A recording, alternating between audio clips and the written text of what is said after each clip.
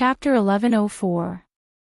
Everyone looked up and saw that the golden pillar had already started to be scratched by the fierce wind, and the entire pillar was also shaking violently. Jintai pressed his palm on the golden pillar, and a big hole appeared on the pillar. "Let's go. My golden cloud rod can't hold on for long." As soon as Kinte finished speaking, he had already turned into a golden light and flashed into the hole in the pillar. Bai Qi and the others followed closely behind. After entering, they found that the pillar was completely empty, forming an empty tube from the bottom to the top. They quickly followed the violently shaking tube and flashed out. As soon as they dashed out from the top of the pillar, they saw Jintai grab the golden pillar. The golden pillar shrunk quickly and returned to his hand from the center of the hurricane. They had escaped from the hurricane. Seeing what Jintai did, Bai Qi was shocked. He grabbed Jintai's clothes and shouted angrily, "What are you doing? More than 1,000 of my men haven't come out yet. Are you crazy?" Jintai pushed him away with his elbow. He picked up the battered golden cloud rod and said harshly, "The golden cloud rod can't hold on for long. It is already difficult for us to come out. We don't have time to wait for more than 1,000 of your men to escape." "Then why didn't you use it to escape earlier? Xing Jun didn't have to die for nothing." Bai Qi, who was about to lose his mind, was pulled back by the silver-armored army and the others. They all advised him that as long as they could protect the Emperor of the Underworld, they would have a chance to avenge Xing Jun. "If it weren't for Xing Jun's death, I wouldn't have thought of using this method to escape. His death was worth it. Otherwise, we would all die together." Jintai looked at the angry Bai Qi and snorted coldly, "Now is not the time for you to show mercy. We don't have a way to break the power of the divine wind staff yet. If we don't leave now, we won't be able to. If you don't leave, I will." On top of the giant snake's head that was floating in the air, Lady Blackpool was looking at the tornado that connected the sky and the earth. She praised her brother in amazement. The king of the Black Mountain, on the other hand, was looking at the tornado with a serious gaze. He suddenly raised his head and looked at the sky above the tornado. He said in a deep voice, "Not good. They actually managed to escape." Madame Blackpool was shocked. "What?" With a swoosh, the monk's staff in the hand of the king of the Black Mountain turned into a stream of light and shot into the sky. In the blink of an eye, it had turned into a huge fellow that was several thousand feet tall, striking toward the top of the tornado with a force that could split the heavens and the earth. With such power, the people high up in the sky naturally noticed it as well. Kintai was the first to exclaim, "Not good. Let's go." Bai Qi and the others also teleported in a panic. A few streams of light quickly disappeared into the horizon. The staff missed its target, and the huge shadow of the staff floated in the air. Lady Blackpool said in surprise, "Big brother." The king of the Black Mountain looked at the sky and sighed. "They still managed to escape. Then why aren't you chasing after them?" Madame Blackpool said anxiously. The king of the Black Mountain shook his head and smiled bitterly, "It's useless. The reason I could defeat them is because of the power of the divine wind staff. In terms of cultivation, I'm far inferior to Bai Qi and Kintai, and in terms of speed, I'm also inferior to them." Sigh. Wang Qing is still a little too impatient. "I've already said that there's no need to rush. I'll wait until I understand more of the divine wind staff's abilities before I make a move. At that time, victory will be within my grasp. How can I let them escape and leave behind future troubles?" You can't blame Wang Qing for this. It is said that he has already noticed that Kintai is going to attack the Heartless Palace. He can't just sit there and wait for his death, so he naturally has to fight back. Even though she said that, Madame Blackpool's expression was somewhat regretful. After all, she had prepared for so many years, but in the end, she still had regrets. She was somewhat unwilling to accept this. He noticed that Kintai is going to attack him. Then why didn't we receive any news about it? This brat is looking down on me more and more. He didn't even discuss with me beforehand. The king of the Black Mountain's tone was somewhat heavy. I suspect that Wu Xiong's reckless actions aroused Jin Tai's suspicions. As for the specifics, it won't be too late to ask Wang Qing when we meet. As for why he didn't discuss it with you, I'm afraid. Madame Blackpool hesitated for a moment and said in a low voice, I'm afraid it has something to do with the fact that you forced him to sever his relationship and remember his hatred. Is it wrong for me to ask him to take revenge for his mother? What else in the world is more important than avenging his parents? If I didn't force him to cultivate wholeheartedly, he wouldn't be able to defeat Qin Tai and Bai Qi and achieve such a glorious achievement today. The king of the Black Mountain's tone was stern. If you can't forget your wife, why can't he do the same to his wife? Madame Blackpool's words were in her mouth. Only she knew what she was saying, so she didn't dare to let her brother hear it. The siblings were being suspicious. Perhaps when they met up with Wang Qing, they would realize that the reason why things turned out like this was that Yu Qianqiu, who was not well known but was like a *T stirrer, played a big role in it. They didn't know if such a small character like him had harmed Qin Tai and Bai Qi or helped them. In short, he had caused the things that were about to happen to deviate from the original track. After the king of the Black Mountain calmed down, he grabbed at the sky and the whirlwind immediately stopped. The whirlwind turned into a ball of black wind and went back into the giant staff that was floating in the air. The towering Minghuang Mountain seemed to have lost half of its original size and looked straight and steep. The white light shield that was protecting the Minghuang Palace on the main peak was a little dim. The giant staff that was floating in the air plunged down like an avalanche. Boom! The ground shook and the white light shield collapsed instantly. The Minghuang Palace suddenly appeared in front of everyone.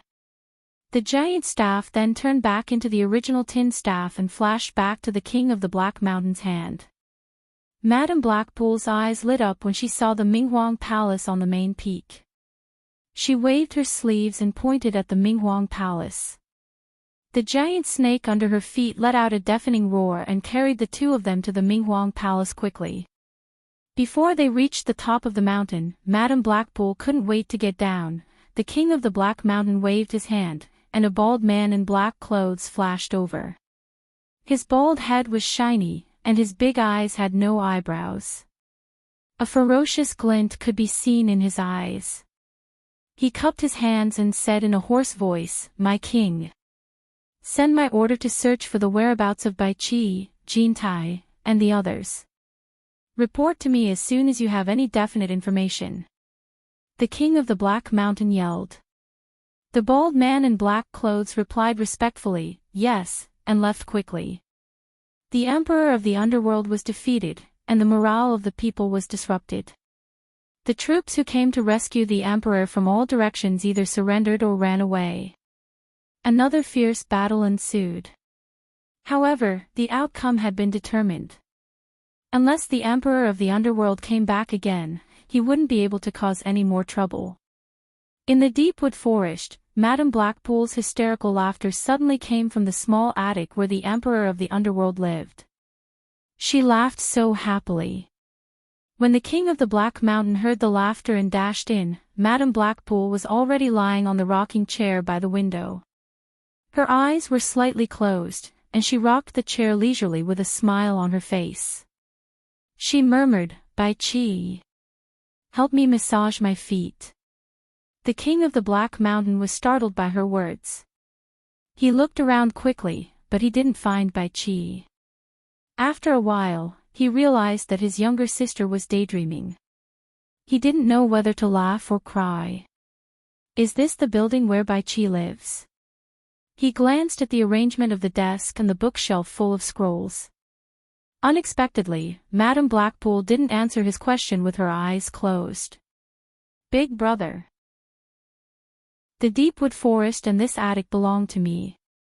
You can handle the rest as you see fit." She rocked on the chair with a comfortable expression on her face. The king of the Black Mountain was speechless as he put away his staff.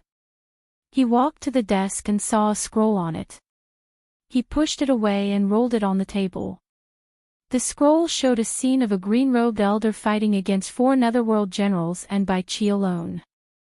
The painting was so exquisite and realistic that even the king of the Black Mountain couldn't help but reveal an expression of admiration.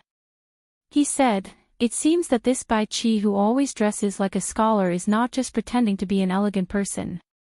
The standard of the painting is quite high. If I can catch him and make him my male toy, it would be good to keep him for my painting." Madame Blackpool murmured with her eyes closed. She seemed to be crazy. The king of the Black Mountain frowned and glanced at her. His eyes stopped on the old man in green robe in the painting. He said in a deep voice, "This person must be Bai Changchun who fought with Wang Qing in the Immortal Palace. This person is a loner. I don't know what his intentions are. I don't know whether he is a friend or a foe." Madame Blackpool twisted her body comfortably. She tilted her head and opened her eyes. She smiled at him and said, "So what if he is Bai Changchun? Big brother, you have the divine wind staff. Do you still need to be afraid of him? Even so, this person must not be underestimated."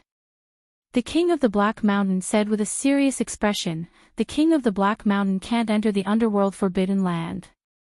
Even I can't do anything with the power of the divine wind staff. However, this person can enter and exit the forbidden land. Who dares to underestimate him?" Suddenly, he seemed to think of something. He looked around and said, "Rumor has it that the mysterious underworld saintess also lives in the deep wood forest. Why didn't I notice anyone else here?" "Her." Madame Blackpool suddenly stood up. She gritted her teeth and said, "That bitch is always playing tricks. She doesn't take me seriously every time I see her. Only Bai Chi would fall for her tricks. He even named her the underworld saintess. She lives in the back. It's a good time to get even with her." After saying that, he directly flashed out of the window, flew across the forest, and landed in the small courtyard with low walls made of jade. Looking around and seeing that there was no one around, he immediately rushed into the house, not letting go of a single corner to search. The king of the Black Mountain followed closely behind her. He looked around and finally, his eyes fell on the smooth black sand on the ground. He picked up a handful of sand and rubbed it in his hand. He frowned and said to himself, "Crushed spiritual stones." His eyes instinctively stared at the grindstone under the eaves. Madame Blackpool searched the house and quickly went to the deep wood forest outside to search everywhere. Later, she sent people to search the entire dark imperial palace. However, she still couldn't find the underworld saintess. When she returned to the small courtyard with a gloomy face, she saw the king of the Black Mountain standing next to the grindstone under the eaves. He held a jade archive in his hand and said nothing. Chapter 1105. When we were about to make our move, I sent people to keep an eye on Minghuang Mountain. I didn't want this bitch to escape. Madame Blackpool walked under the eaves and said angrily, "I searched everywhere but I couldn't find her. Where is she hiding? There's no need to look for her. She left a long time ago." The king of the Black Mountain, who had been silent, suddenly sighed. He handed over the jade archive in his hand and said, "She left this on the grindstone before she left. She left it for you. Take a look. Left a long time ago. Could it be that she can really predict the future?" Madame Blackpool took the jade archive with a puzzled look. It read, "Since I want to steal the host's place, I will leave early. Wu Yunfang, don't worry about me." It was just a few words, but Madame Blackpool's face darkened. She smashed the jade archive into pieces and looked around. "You must be hiding in Minghuang Palace. I will find you." "How do you know she is hiding in Minghuang Palace?" The Black Mountain King frowned. "Do I need to ask?" Madame Blackpool said angrily, "Ever since our bodies were destroyed in the immortal realm, you have never called my name in the underworld. How could she know that my real name is Wu Yunfang? It's obvious that she heard the conversation between us and Jin Tai. That's why she knows that I'm called Wu Yunfang. But now, she's deliberately mystifying us. She wants to confuse us so that she can escape. I won't let her succeed so easily. Calm down. Bai Qi is not an ordinary person. If Bai Qi can call her the underworld saintess, she must have something special about her. The king of the Black Mountain carefully looked around the simple furnishings in the courtyard, as well as the black sand that was ground by spirit stones, and slowly said, I've long heard that this underworld saintess is proficient in the art of divination. Maybe she really is a prophet. You believe this nonsense? If she really can predict the future, Bai Qi wouldn't have been defeated today, and he wouldn't have let me live until now. Madame Blackpool said through gritted teeth, that bitch can only fool that bookworm Bai Qi with her tricks. She can't fool me. Even if I have to turn the entire Minghuang Mountain upside down, I'm going to find that bitch. As soon as she finished speaking, Madame Blackpool left in a hurry again. The king of Black Mountain frowned and shook his head. He entered the underworld saintess's house and carefully observed the decorations inside. Several streams of light flew quietly in the sky above the netherworld. They were Jin Tai, Bai Qi, and the others. Everyone's expressions were ugly. The most uncomfortable ones were Jin Tai and Bai Qi. The two of them had ruled the immortal and netherworld for so many years. First, there was Bai Changchun, then there was Wang Qing, and now there was the king of Black Mountain. When did the immortal emperor and netherworld emperor become so easy to bully? In the end, we have been living a comfortable life for too long. Otherwise, we wouldn't have suffered such a defeat. If we were prepared, these people wouldn't be able to do anything. We were too careless. Qin Tai suddenly let out a long sigh and looked back. After confirming that no one was chasing after them, he gestured to everyone and took the lead to hide in a rocky stream below. The rest of them also followed him down there. Only Jin Tai, Bai Qi, Qian Jun, Ao Jun, and Tian Jun were left in the stream of rocks. None of Bai Qi's subordinates escaped. They were all killed by the divine wind staff. Bai Qi was still angry at Jin Tai. He didn't respond to Jin Tai's words along the way. Jin Tai knew that Bai Qi blamed him for not rescuing his trusted subordinate, Wang Jiaxing Jun, in time. Jin Tai released his divine sense to scan the surrounding area. After making sure no one was around, he sneered at Bai Qi, "You are too soft-hearted. No wonder you raised that bitch, Blackpool. Raising that bitch can at least please me in bed. It's better than you helping Black Mountain raise Wu Xiong's eldest son." Bai Qi immediately retorted. Silver Armor and Qian Jun, who were immersed in sorrow, couldn't help but look at Jin Tai. Jin Tai Ning was speechless. He glanced at Bai Qi's subordinates. To be honest, he was actually quite envious of Bai Qi. He had long wanted to ask Bai Qi for advice on how he could bring out such a group of loyal subordinates who were willing to die. However, he could not bring himself to do so. Is there any point in saying this now?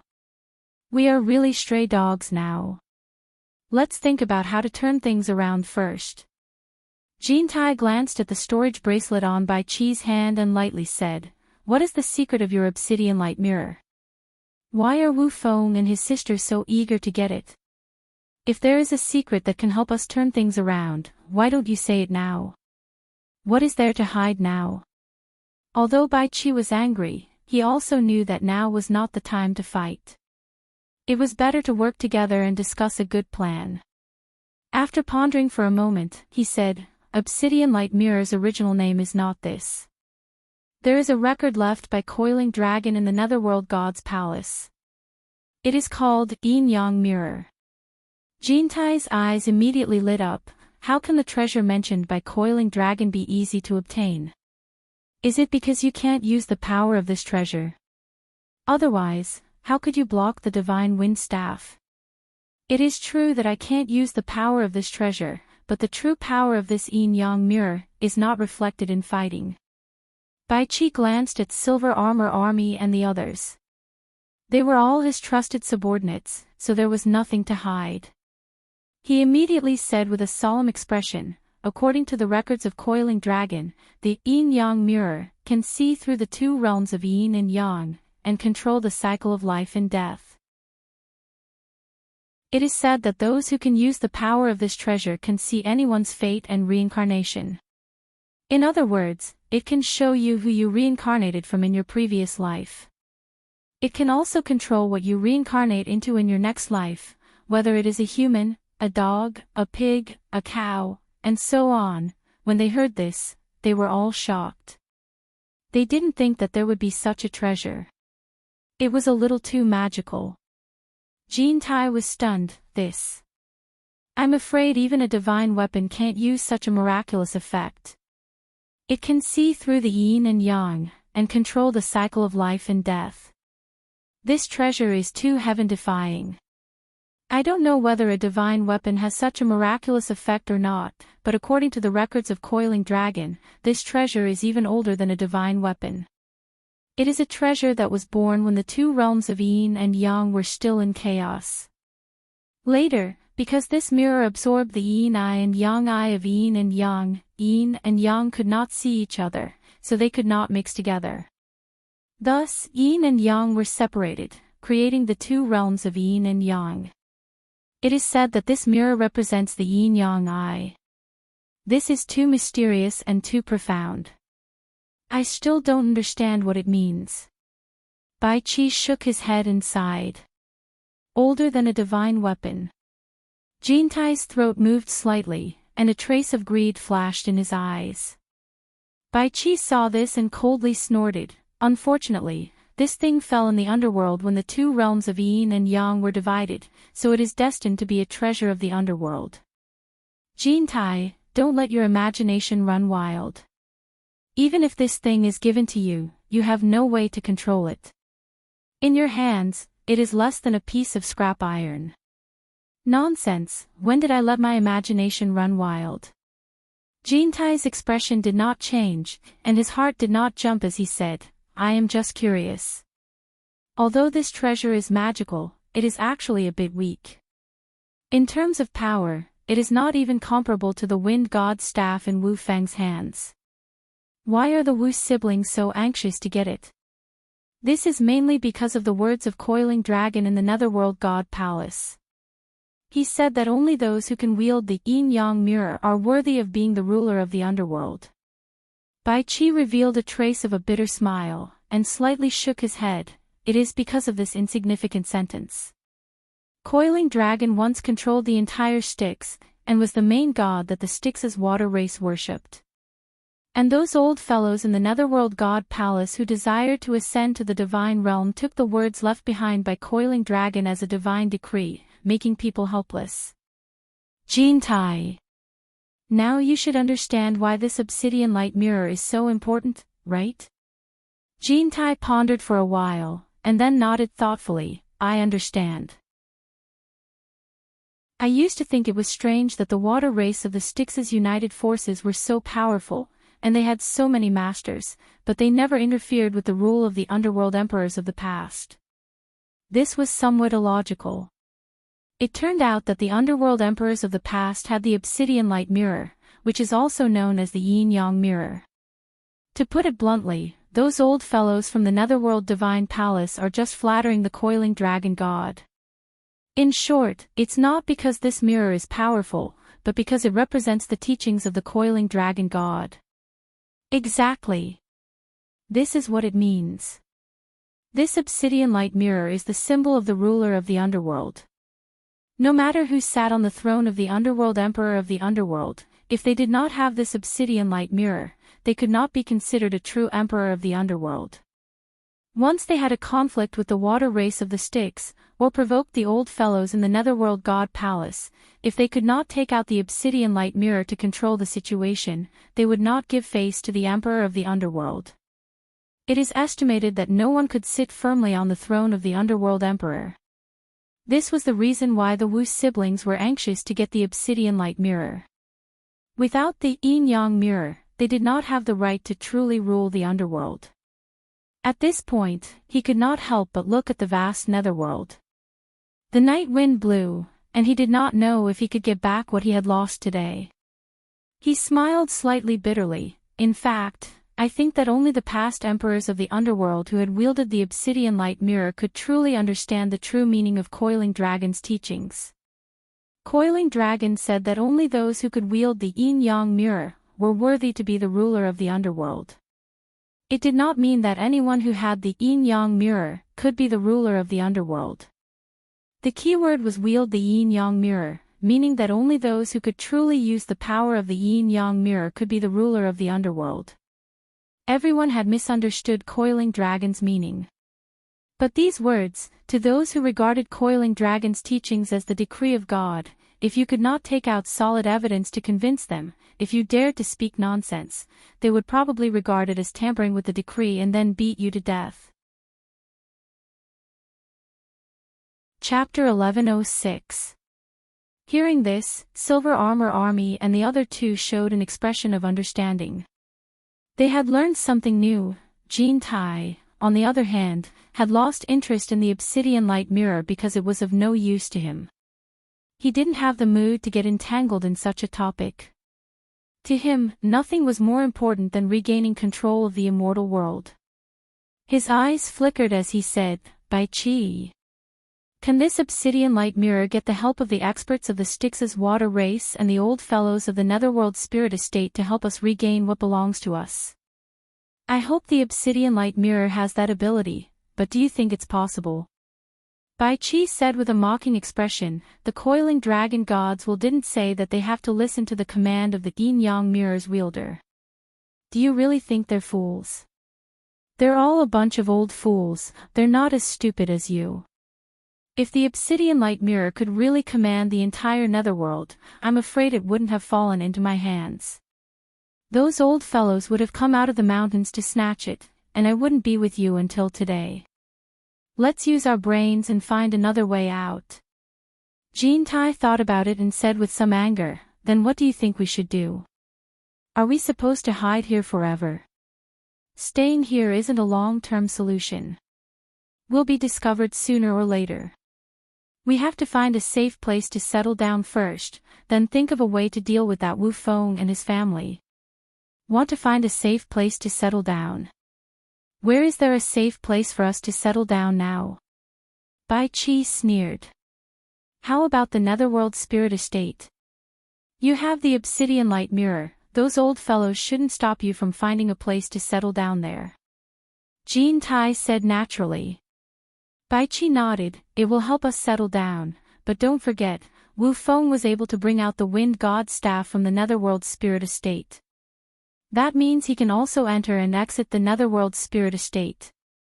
Although we don't know the reason, it's very likely that he has a close relationship with one of the almighty beings inside.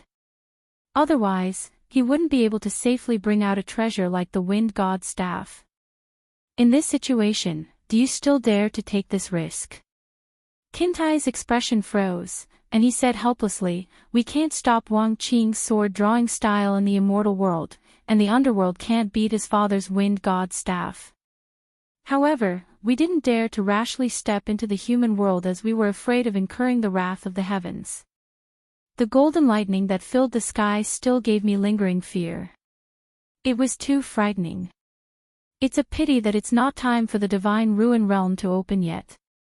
Otherwise, after we enter, we can join hands to seal the passageway, and when the time is right, we can open the passageway to take revenge. We probably can't win against Wu Feng even if we go to the Netherworld God Manor, and we can't enter the forbidden area of the underworld. Don't tell me there's no place for us to stand within the several realms. How did we end up like this? It's all your fault. If you hadn't eradicated the wind evolution sect back then, would there be such trouble today? However, that ghost world forbidden land. Bai Qi said thoughtfully, I wonder what method that Bai Changchun used to enter and exit the mysterious forbidden land. Speaking of which, if we can rope in Bai Changchun's help, who knows, maybe that old brat's amazing skills can break the divine wind staff. Bai Changchun. Humph. Do you think that's possible? You almost killed him back then, and he kept saying in the immortal palace that he would take my life in the future. There's no way to resolve the grievances between us.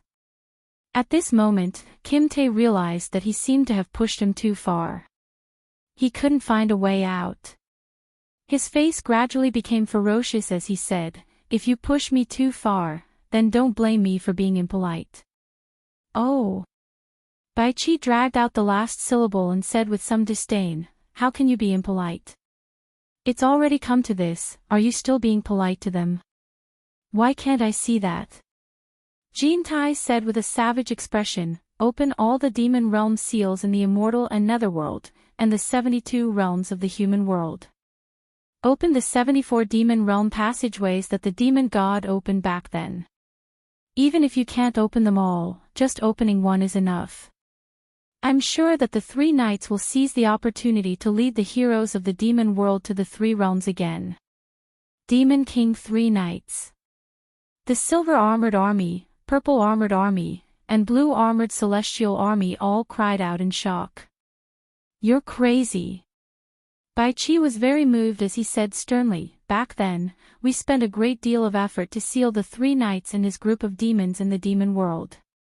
Once you open the demon world, the three realms will once again fall into the hands of the demon Dao. Who in the three realms can be the three knights' opponent?" Back then, even those old fellows in the Netherworld God Palace had to think twice and didn't dare to provoke them. So many years have passed, have you thought about how terrifying the three knights is now? Let's not talk about this for now. Back then, it was you and I who used a scheme to seal them. When the three knights comes out, the first thing he will do is seek revenge on us.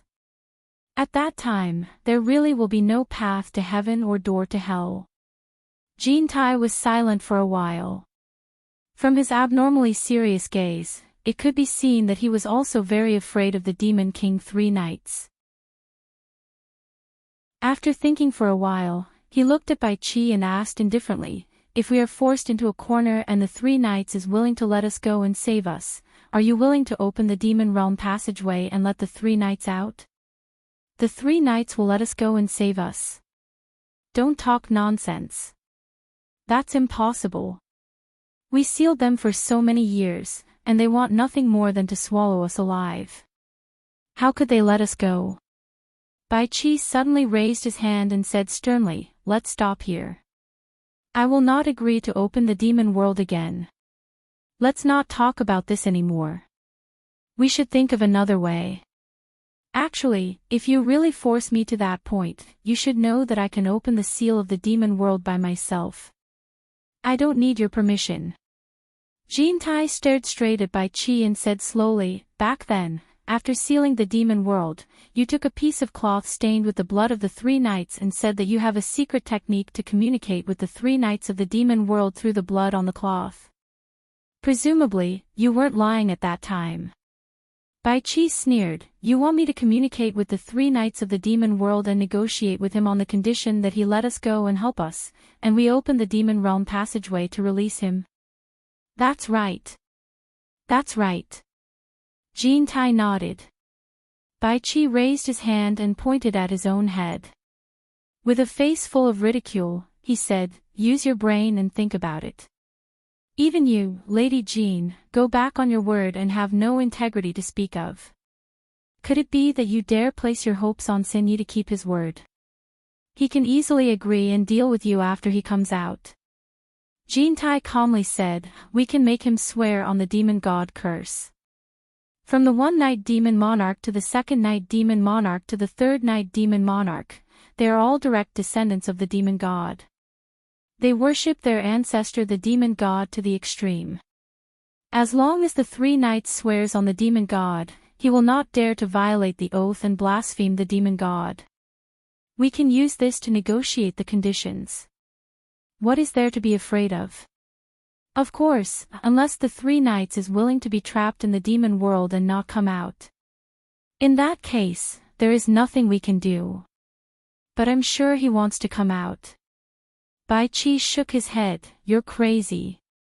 With the passage of time, if the 3 Knights doesn't take the oath seriously, I can't imagine how miserable your death will be. I know this method is very risky, but if we are forced into a dead end, we will die either way. Since there is a glimmer of hope, why don't we try it? At least if we die, we can drag them down with us.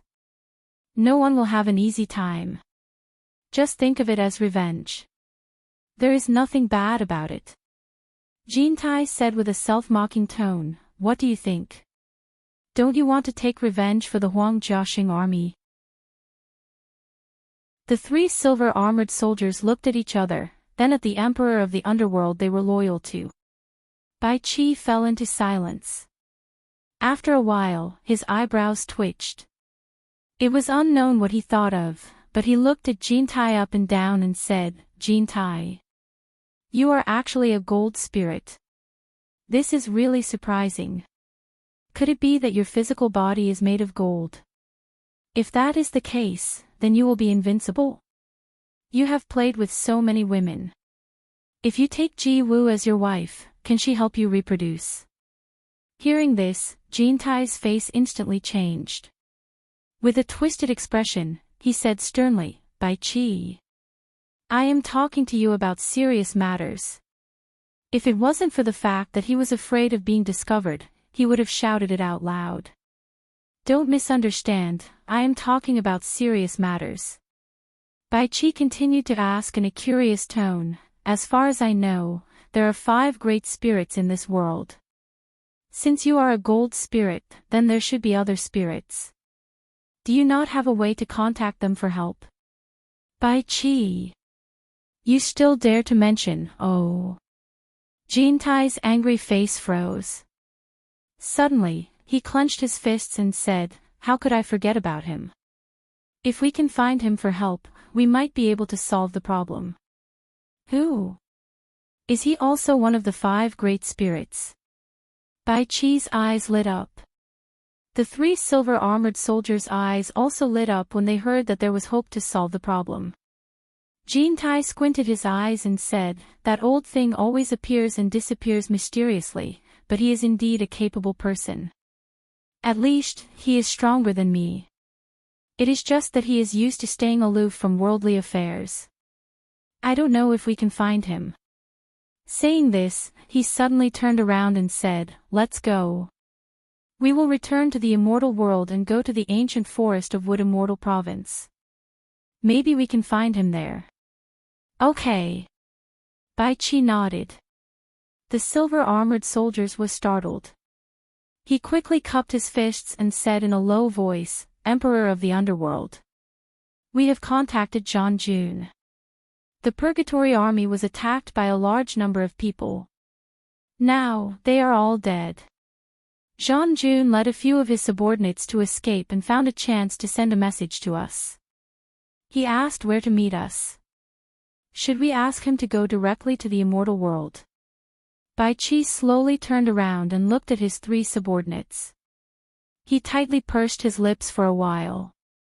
Then, he secretly took out a crystal-clear ice talisman and stuffed it into the silver-armored soldier's hands. He transmitted his voice to the 3 silver-armored soldiers at the same time, I don't know what will happen if I go there. If there is trouble, it is not difficult for me to escape with my cultivation. But it is too dangerous for you to go with me. Remember what I said, change your appearances and sneak to the Great Snow Mountain. Let Zhang Jun meet you there. Chapter 1107. In the rocky stream, there was no moonlight, but there was a cool breeze. Jin Taiwei glanced at them and guessed that they wanted to go their separate ways. With the current situation, this was not something he wanted to see. If he brought a few more people with him, they would be able to block the enemy at a critical moment. This was especially true for Bai Qi's loyal and brave subordinates, who were willing to sacrifice themselves to block the enemy at a critical moment. Even if they couldn't block the enemy, it would still be good if they could delay the enemy for a while. Bai Qi. Take Qianjun and the others with you. We can take care of each other.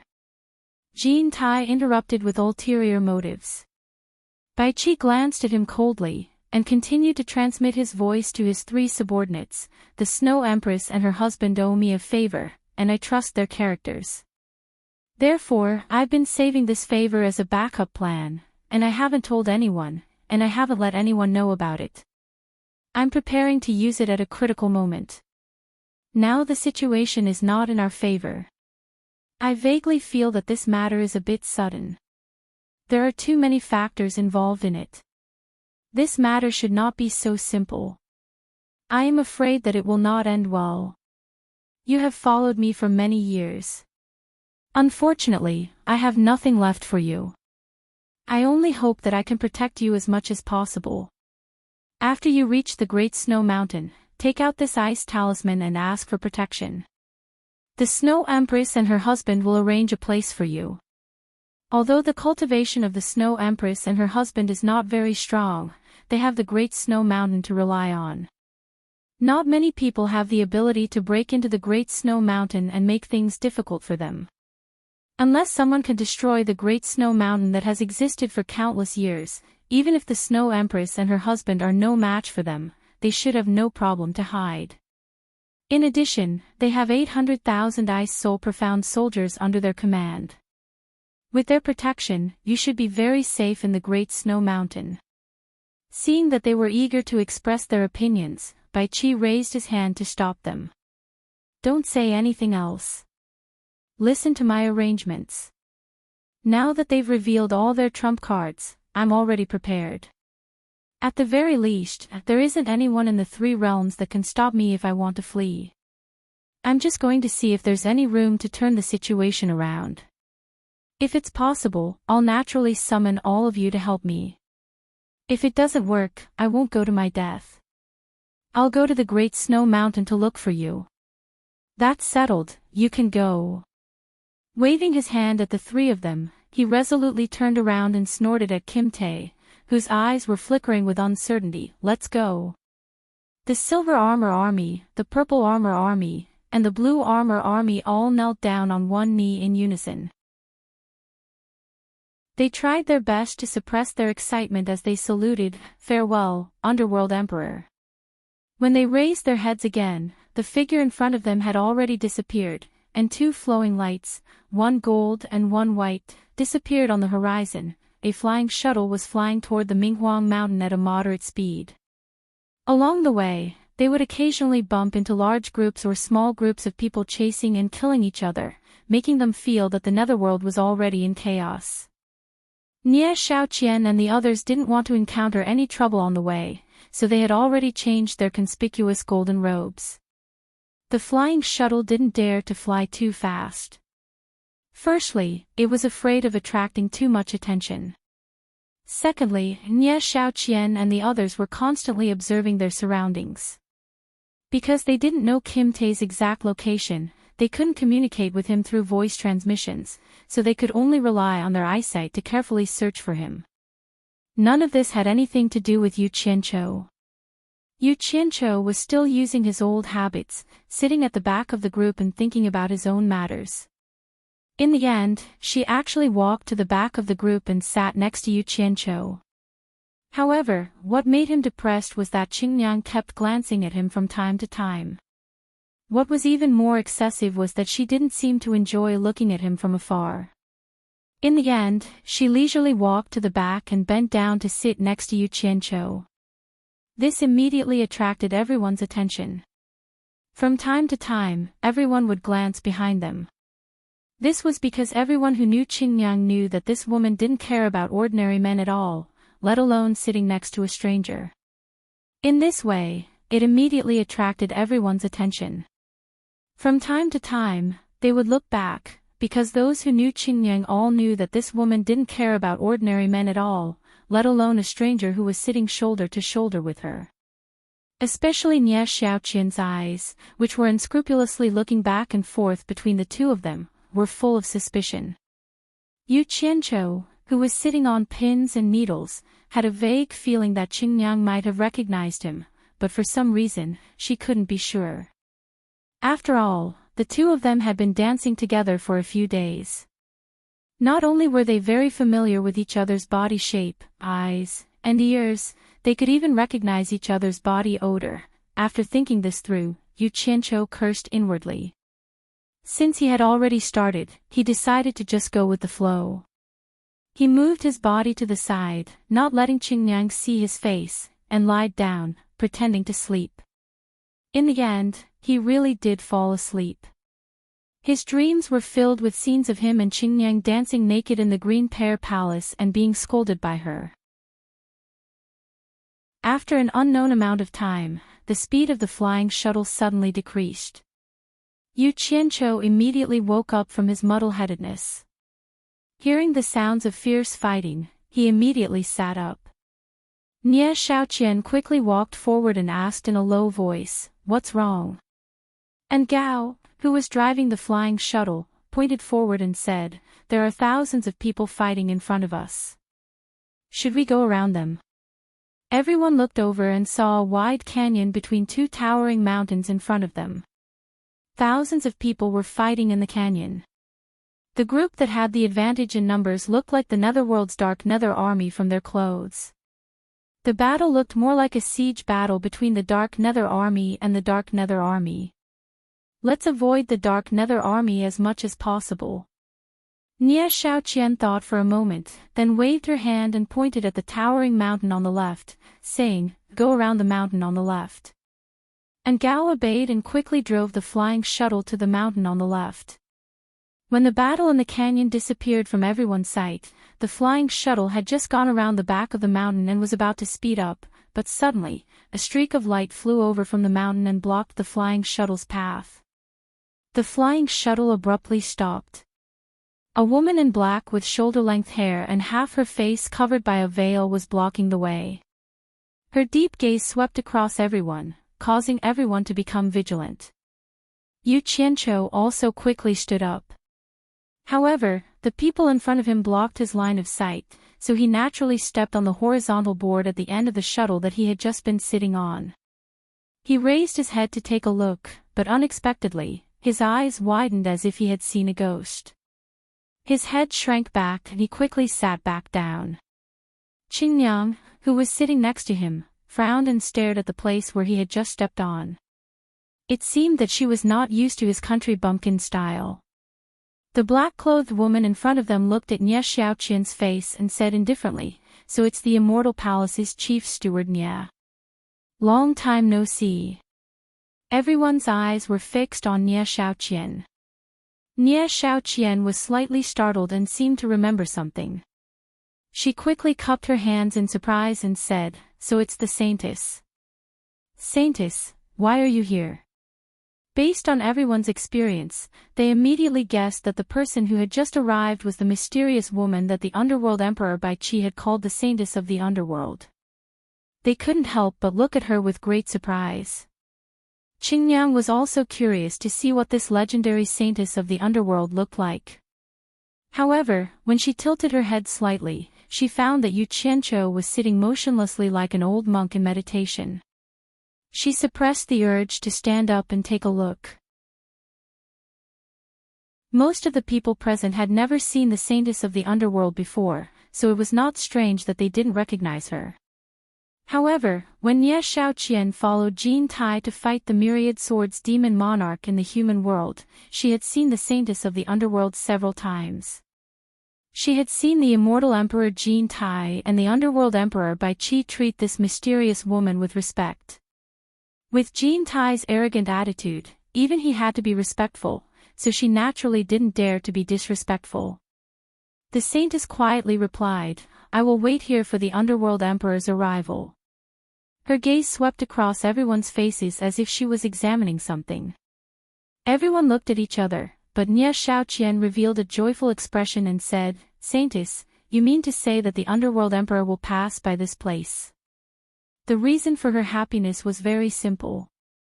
With the situation at this point, the Underworld Emperor and the Immortal Emperor would definitely be together. If the Underworld Emperor came, then the Immortal Emperor would naturally come as well. The Saintess didn't reply to her. Instead, she lightly approached the flying shuttle and floated to the side of the flying shuttle. She looked at everyone with a scrutinizing gaze. Just as she was feeling a little disappointed, she suddenly saw a man and a woman nestled at the back of the flying shuttle. The woman was curiously looking at her while the man was sneaking glances at her from time to time like a thief, as if he was afraid of her approaching. The saintess' gaze paused on Yu Qianqiu's face for a moment, then she looked at everyone again. In the end, she didn't find the person she was looking for. Just as she was about to turn around and leave with a strange frown, she suddenly exclaimed in surprise. She abruptly turned around and looked at Yu Qianqiu again. Her eyes slightly emitted a strange black splendor, and her pair of eyes seemed to become even more profound. Bitch! Have you never seen a man before? Yu Qianqiu looked down at the floor and cursed in his heart. The black splendor in the saintess' eyes suddenly disappeared. She looked at Yu Qianqiu in a daze, and no one knew what she was thinking. No one else knew, but her mouth slightly formed a circle under the black veil. Everyone's gaze kept moving between her and Yu Qianqiu. They didn't know what the saintess was trying to do. Only the great bright wheel's heart began to race. After the saintess' misty eyes returned to normal, she lightly floated to the back of the flying shuttle. Yu Qianqiu, who had his head lowered, suddenly noticed that there was a pair of black boots in front of him. Moreover, it was the style of a woman. He couldn't help but slowly raise his head, and his eyes met with the slightly lowered head of the saintess. Yu Qianqiu's expression stiffened. He coughed and pretended to casually tilt his head to the left.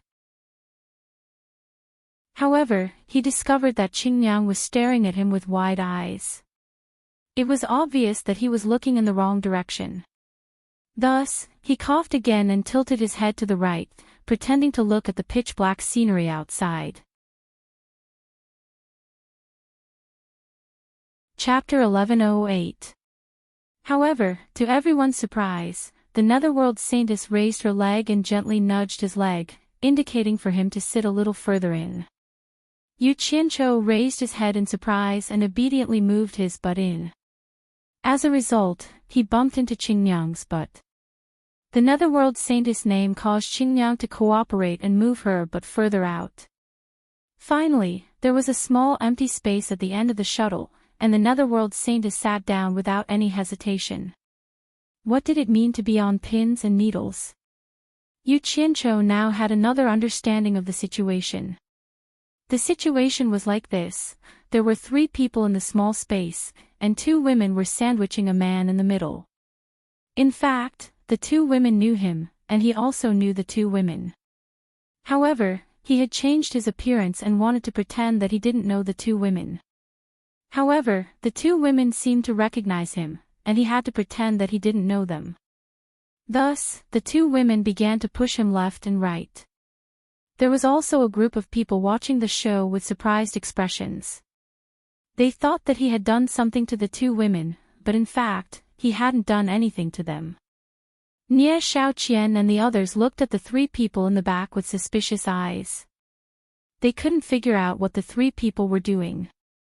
Could it be that there was a place with good feng shui behind them? Or could it be that Niu Yid's charm was limitless, and women fell in love at first sight? Even if it was a place with good feng shui, even if Niu Yid's charm was limitless, there was no need to do this in front of everyone, right? Yu Qianqiu straightened his back and sat there motionlessly. At this moment, he couldn't find even the slightest bit of feeling like he was hugging a woman on his left and right. There were still faint sounds of fighting coming from the canyon on the other side of the mountain, but aside from the sound of the wind, it was eerily quiet here. Under everyone's gaze, Yu Qianqiu swallowed with difficulty. Just as he was about to stand up, a hand suddenly reached out from his right and stopped him from getting up. Yu Qianqiu slowly turned around and saw that the underworld saintess was looking at him with a profound gaze. He immediately confirmed that the other party had recognized him. Hence, his shoulders and waist slumped as he shamelessly sat between the 2 women. Who's afraid of who? After a while, Nie Xiaoqian walked through the crowd and came to the back. She cupped her hands to the Saintess of the Underworld and asked, "Saintess, are you going to wait here for the Underworld Emperor?" The Netherworld Saintess nodded slightly and didn't say anything. Nie Xiaoqian said, "I understand." She looked at her daughter again and didn't know what she was doing. She then turned around and gave the others a look. Everyone turned around and didn't want to watch anymore. Yu Qianqiu immediately felt the pressure on him lessen significantly. He tilted his head to look at the Netherworld Saintess and transmitted his voice respectfully, "Saintess, what is your intention in doing this?" The Saintess of the Underworld also tilted her head to look at him and sent him a telepathic message. "Yu Qianqiu. You are so capricious. You were dressed like a barbarian before. I almost didn't recognize you. I almost let you go for nothing." Yu Qianqiu refused to admit his mistake. "Saintess, have you mistaken me for someone else? My name is Niu Yud, not Yu Qianqiu." The Underworld Saintess blinked her eyes and said, "You can hide it from others, but how can you hide it from me? You should know that I am proficient in divination and can see many things that others can't. How can your little tricks fool my eyes? Do you want me to expose your true colors in front of everyone? Hee hee. No wonder you are the Saintess of the Underworld. I can't fool you." Yu Qianqiu snorted. He was a little displeased by the other party's belittling and threatening words. It's not a big deal to be proficient in divination. Take me for example. Although I am also proficient in divination, I always keep a low profile and never show it off in front of others. I think it's meaningless to do so. To put it bluntly, it's just vulgar. Oh. From what you said, it seems that you are also proficient in divination. I really can't see it. If there is a chance, I want to see it. The Saintess of the Underworld's tone was somewhat sarcastic. Yu Qianqiu had set a trap for her to fall into.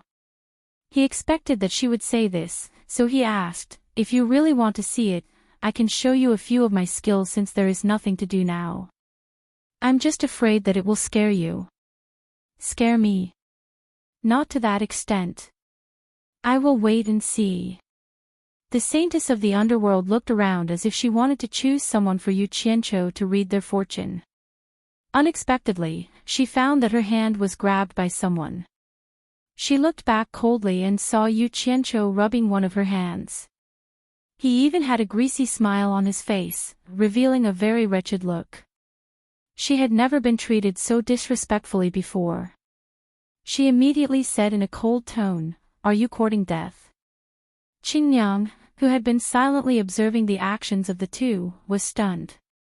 From their expressions, she could tell that the two of them seemed to be conversing with each other through voice transmissions. She never would have thought that the fellow beside her would actually do something like profaning the Underworld Saintess. She could already see the murderous intent in the Underworld Saintess' eyes, but the fellow was still smiling shamelessly. "Didn't you want to see my divination skills? It's best to use you to verify it. You should know whether or not your divination is accurate. Otherwise, you will say that I am talking nonsense. Why are you looking at me like that? If you don't want to, just say it. However, I will say this in advance. You were the one who went back on your words, not me." Yu Qianqiu spoke righteously, but there was a lewd smile on his face, purposely trying to disgust the other party. He was overjoyed in his heart and sighed inwardly. Dealing with this kind of woman who was used to being high and mighty. If you don't suppress the east wind, her west wind will suppress your east wind. You can't always be nice to her. When it's time to take care of her, you have to take care of her. Don't be fooled by his complacent appearance. In fact, he knew his own capabilities best. If he hadn't gone to the all-heavens boundary and learned some secrets, he wouldn't have dared to bully the Underworld Saintess like this. Even if he was given 100 times more courage, he wouldn't have dared to do so. However, the Underworld Saintess thought that Yu Qianqiu was deliberately advancing in order to retreat. If she refused now, the other party would naturally take advantage of her. Even if she took care of him, he would still be in the right. Thus, she resisted the urge to slap Yu Qianqiu to death. She clenched her teeth and transmitted her voice, "Is there anyone who divines like you?" Yu Qianqiu grabbed her hand, which was gradually becoming a little tense, and continued to touch her wrist. As he touched it, he laughed shamelessly and said, "To think that you are proficient in the art of divination. There are tens of thousands of techniques that you need to know, and they all return to the origin. Could it be that you don't know that there is a technique in the art of divination called bone feeling? A person's fate is, in fact, predestined in the unseen world. Then, how can it be reflected? It is reflected in a person's bone texture." The saintess was slightly stunned by his words. Although she didn't know how to touch bones, she was, after all, proficient in this field. Not only did Yu Qianqiu's words make sense, but some of them were indeed reasonable in the art of divination.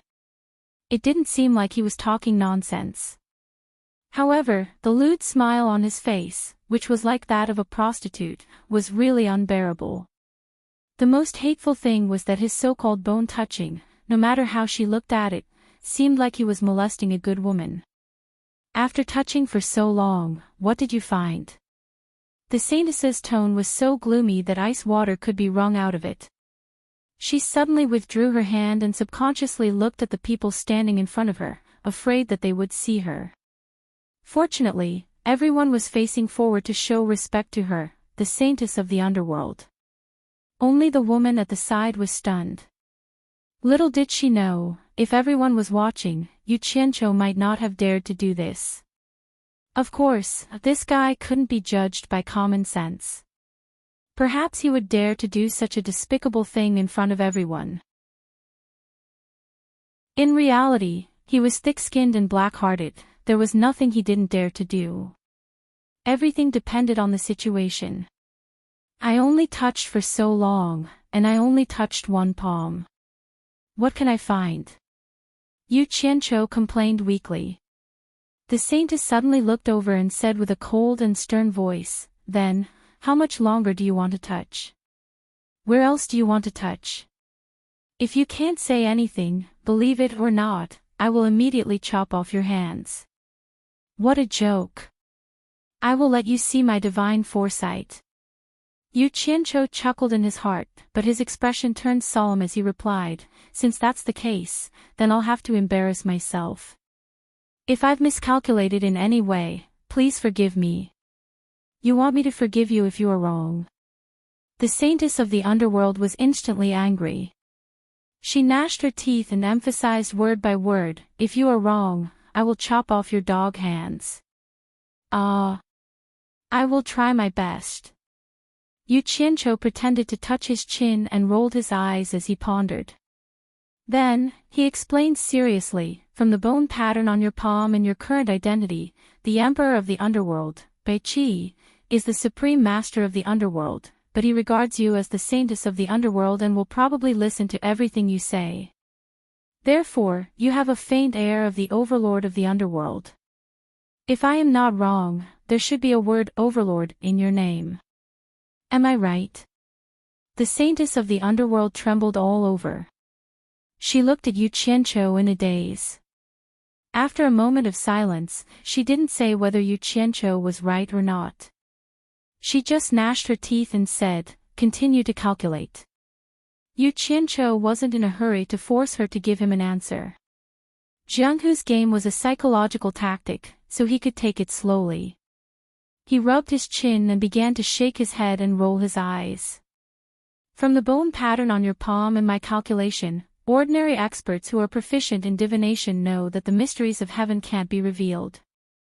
But you are doing the opposite, forcing me to tell you the result of touching the bone. In fact, this already contains a certain principle of fate. You want me to tell you the result of my calculation. What does it mean?" "It means that you want me to announce it to the public. Then, what I am doing to you now can only be summed up in one word, which is announce.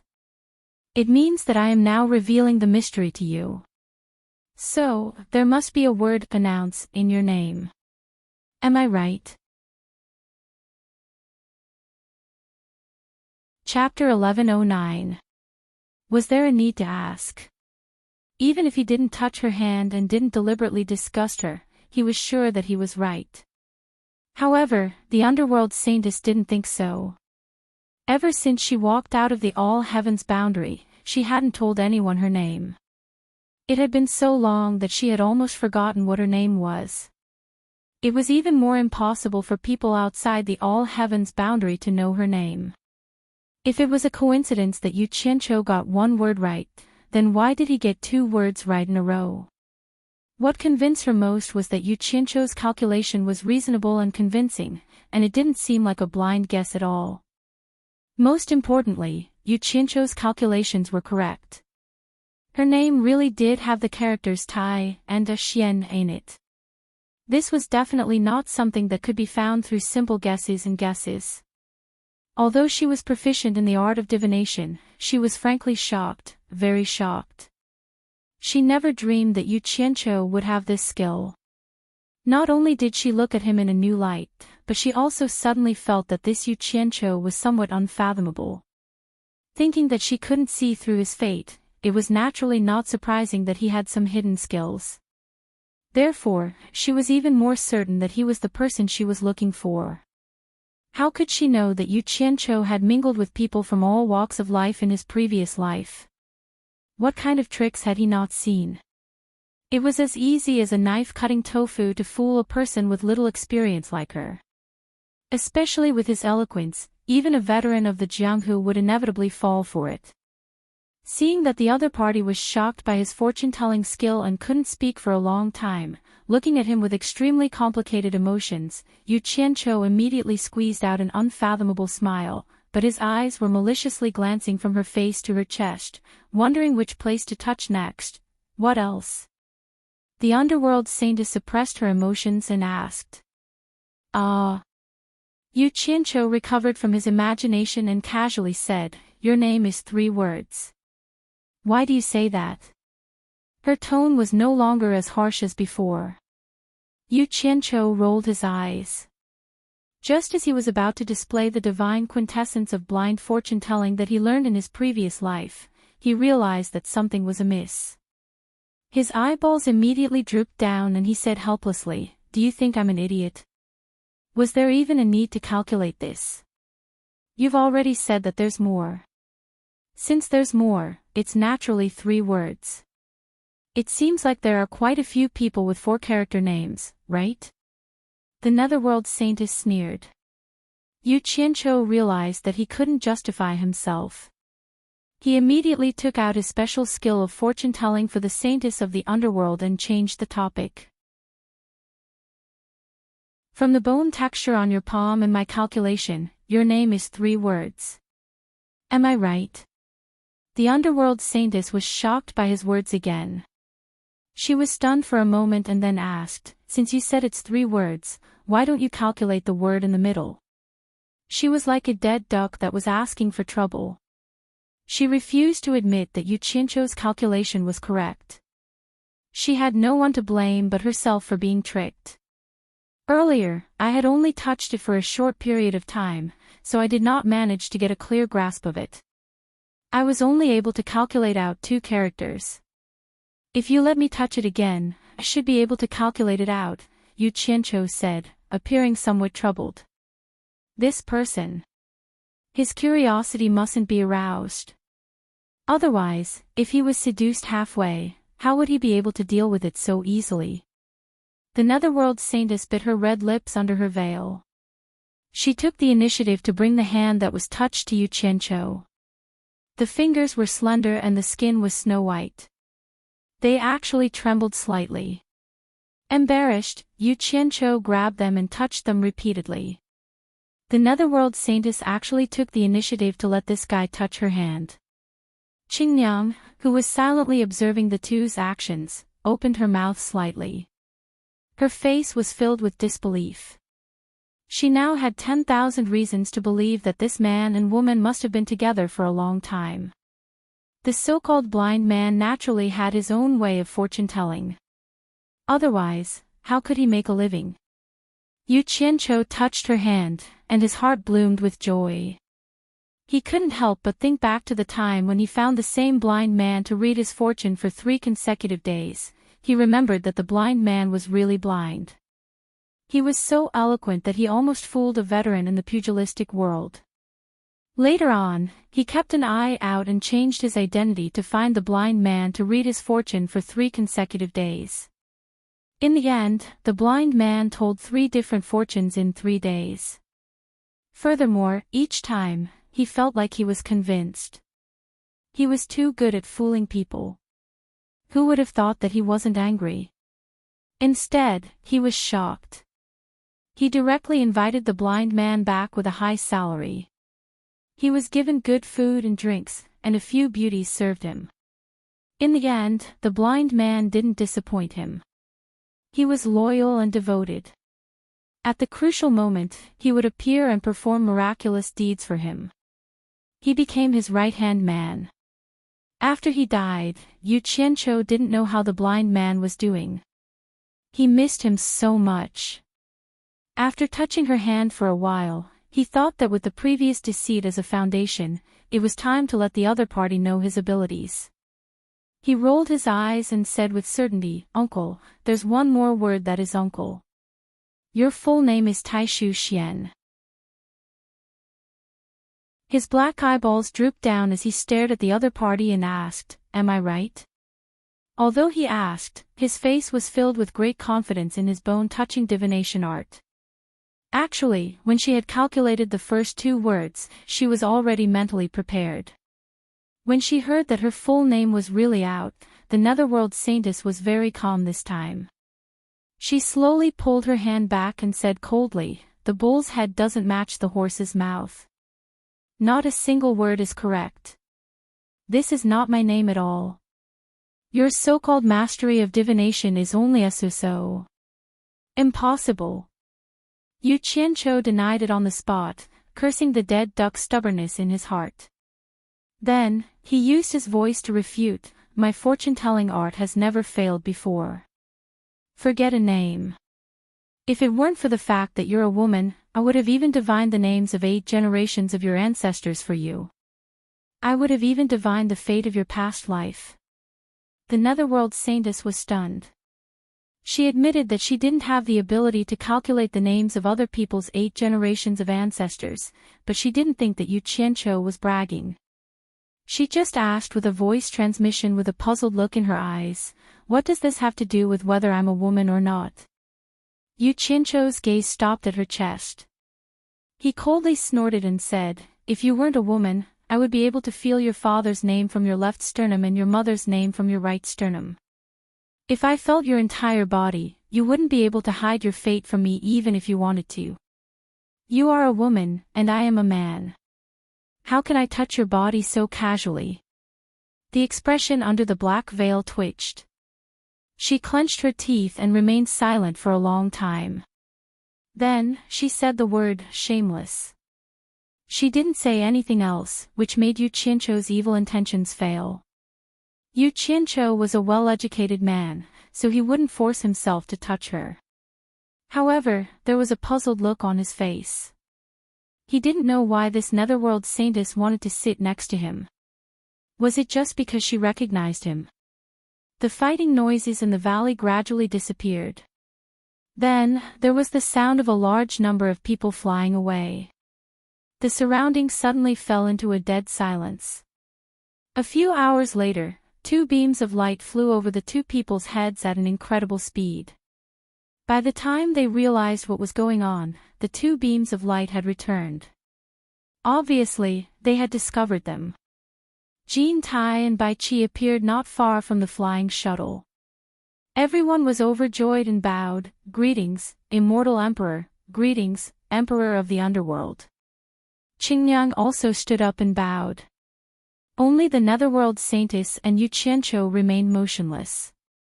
Now that the World Commerce Association of Yu Qianqiu had collapsed and his subordinates had left the immortal realm, he didn't have to worry about being restrained. He didn't care if they were the immortal emperor or the emperor of the underworld. Jean Tai and Bai Chi looked at the two motionless people and glanced at each other. Then, they landed on the flying shuttle and politely cupped their hands towards the Netherworld Saintess. Bai Chi bitterly smiled and said, I heard from Qianjun that the Saintess had secretly left the Underworld Royal Palace a few days before the war broke out. It seems that the Saintess had already predicted this calamity. Jean Tai indifferently snorted and said, So what if she predicted it? Didn't your Underworld Royal Palace still perish? He was clearly unhappy that the Netherworld Saintess didn't warn him in advance.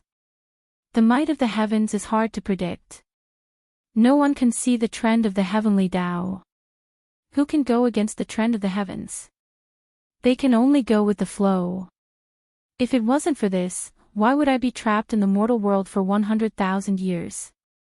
The Netherworld Saintess glanced at the two and said, Under the might of the heavens, I am like a small boat in a raging river. I can't stop anything. It is already not bad that I could reach the shore in the midst of the raging waves. Jean Tai coldly snorted, If the might of the heavens is hard to predict, then why did the Saintess avoid the disaster in advance? If I could predict the movement of the might of the heavens, then I would be the heavenly Tao. I just happened to avoid this disaster because I wanted to find someone. This is fate.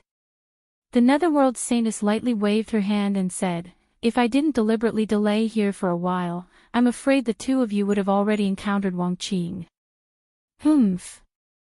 There's no point in reasoning with people like you. You. Jean Tai flew into a rage, but Bai Chi quickly blocked him. Looking at Yu Qianqiu, who was sitting together with the Netherworld Saintess, he was slightly surprised. He squinted his eyes and asked, This friend's face is covered with something. It seems like he doesn't want to show his face. I wonder if he is an old acquaintance of Bai Chi. Jean Tai immediately looked over and coldly snorted, Hiding your head and hiding your tail. One look and I can tell that you are hiding something. The others were slightly shocked as they looked at Yu Qianqiu. They didn't have Jean Tai and Bai Chi's microscopic vision that could see through the human skin mask. Qingyang's expression shook. Her eyes flickered as she stared at Yu Qianqiu. She was more and more convinced of her guess. De Mingluan quickly came out and cupped his hands at Jean Tai. Immortal Emperor, please calm your anger. This person was sent by an old friend of mine to inform this subordinate. It was precisely because of his timely report that this subordinate was saved from danger. Jean Tai glanced at the others. Seeing Nia Shaoqian nod in agreement, he shouted, Then let him take off his mask. Yu Qianqiu was just about to take De Mingluan and leave when the Netherworld Saintess quietly said, He is my subordinate. I don't think he needs to listen to you, right? Chapter 11:10. The great Mingluan, who had received Yu Qianqiu's secret message, also felt that it was inappropriate to stay here for Yu Qianqiu's safety. However, when he heard the Underworld Saintess's words, he felt that there was still a chance, so he asked Yu Qianqiu to wait for an opportunity. Jean Tai raised his sword-like eyebrows and stared at the Underworld Saintess with a murderous look, You shameless bitch. Do you really think that I don't dare to kill you? Bai Chi frowned slightly. He stood in front of Jean Tai and said sternly, Jean Tai. What do you want to do? Now is not the time to have internal strife. You want to have internal strife just because I killed her. Jean Tai stared at Bai Chi coldly and snorted, Are you going to fall out with me because of her? Bai Chi. So what if you have served this bitch for so many years? So what if I have always been respectful to her? Your Underworld Royal Palace and my Immortal Palace will collapse just like that. What's the use of keeping this bitch? In one sentence, he revealed the reason why he was respectful to her. I have never expected you to be respectful to others from the bottom of your heart. I am not surprised that you have said this. The Underworld Saintess slowly stood up and turned to look at the distant night sky. She gave people a feeling of emptiness, and said lightly, If I am not wrong, you should want to go to the immortal world to find someone to help you out of your predicament, Jean Tai. If you dare to touch me, I won't say that you can't find the person you are looking for, but at least I will make you die without a burial place. Just you. Jintai snorted disdainfully, but his eyes slightly glanced at Bai Qi. He saw that Bai Qi was looking at the underworld saintess with a surprised expression. It seemed that he did not secretly reveal to the underworld saintess that he was going to the immortal world's ancient forest. Jintai was secretly shocked and dispelled the idea of being too presumptuous. The underworld saintess tilted her head and looked at him, and said indifferently, "You can try and touch me. Okay. We should be in the same boat at this time. Don't quarrel over such a small matter." It could be said that Bai Qi understood Jintai better, so he quickly spoke up to be the peacemaker. Jintai just coldly snorted and followed Bai Qi's way down the slope, not mentioning the matter of Yu Qianqiu again. The others remained silent and didn't say anything. Bai Qi glanced at Yu Qianqiu, who was still sitting motionlessly. He didn't see any part of him that looked like a subordinate of the underworld saintess. He turned to Nia Shaoqian and said, "You drive the flying shuttle to the ancient forest in the immortal world." An ancient forest in the immortal world. Yu Qianqiu, who had been maintaining his vigilance, was startled. He immediately thought of the person that Wei Chuanqiu had mentioned from the underworld saintess' words. He couldn't help but mutter in his heart, could it be that Bai Qi and Jintai are looking for Wei Chuanqiu's grandfather to come out and help? Thinking of this, he immediately had the intention to follow and see what was going on. He was not in a hurry to leave. Nia Shaoqian glanced at Jintai. Seeing that her master had no intention of objecting, she immediately said, "Yes." Taking over in Gao's role, the flying shuttle turned into a stream of light and flew away. No one on the flying shuttle spoke. The netherworld saintess tilted her head to look at Yu Qianqiu, who seemed to be thinking of something, and sat down next to him. It was not convenient for Qingniang to sit down in front of the immortal emperor, so the man and woman sitting at the back were no longer crowded. Bai Qi turned back to look at the two of them, but didn't say anything. Yu Qianqiu, who was sitting next to the netherworld saintess, transmitted his voice and asked, "Who are they going to the ancient forest in the immortal world to find?" He wanted to confirm his guess. "I don't know." The netherworld saintess answered very straightforwardly. Yu Qianqiu choked for a while. "Didn't you calculate that they are going to the immortal world to find someone to help them get out of their predicament?" "I only roughly calculated some of their movements. If I can even calculate what they are going to do, or who they are looking for, then doesn't that mean I can control everyone's fate?" The netherworld saintess looked at him and asked, "Could it be that your bone-touching fortune-telling technique is so amazing?" Although she refused to openly admit that Yu Qianqiu had the ability to tell fortunes, her words undoubtedly showed that she really believed him. Yu Qianqiu paused for a moment, his gaze landing on her face that was half covered by a black veil. He was very curious about what the face behind the black veil looked like. Blinking his eyes, he shamelessly replied, "Of course. If you let me carefully touch your face, I'll be able to calculate who you're looking for and what you're doing." In his heart, he added, "I've long since calculated that you want to find the devil god for revenge." He was making irresponsible remarks, but the netherworld saintess was frightened by his accurate name. Her eyes flashed as she looked at Bai Qi and Jintai, and she changed the topic. "Since you are so clever, why do you still ask me? Why don't you just calculate for them and find out who they are looking for?" Yu Qianqiu rolled his eyes and said in confusion, "I say, Taishu Xian, do you think Jintai and Bai Qi will let me touch their faces? My name is not Taishu Xian. You are wrong." The netherworld saintess said this and didn't say anything, so Yu Qianqiu's fortune-telling magic was stuck in his mouth and couldn't be used, after crossing the underworld and entering the immortal world, because they had to avoid as many people as possible, and at the same time, they had to hide. So even though Nia Shaoqian personally drove the flying shuttle at an extremely fast speed, it still took them half a month to finally enter a vast forest, which was their destination. Finally, they arrived at the ancient forest of the Wood Fairy province. Although they were still at the periphery of the ancient forest, they could see towering trees everywhere. The forest was dark, and the sporadic light from the sunlight dotted the surroundings. The old trees and vines were entangled, and the ground was covered with thick rotten leaves. You could hear the rustling sound when you stepped on it. The 11 people quickly looked around, and they all knew that there were countless plant spirits in this ancient forest. Finally, their eyes all focused on Jean Tai. Except for Yu Qianqiu, who could guess most of it, no one else knew who Jean Tai was looking for. Jean Tai. Where is the person you were talking about?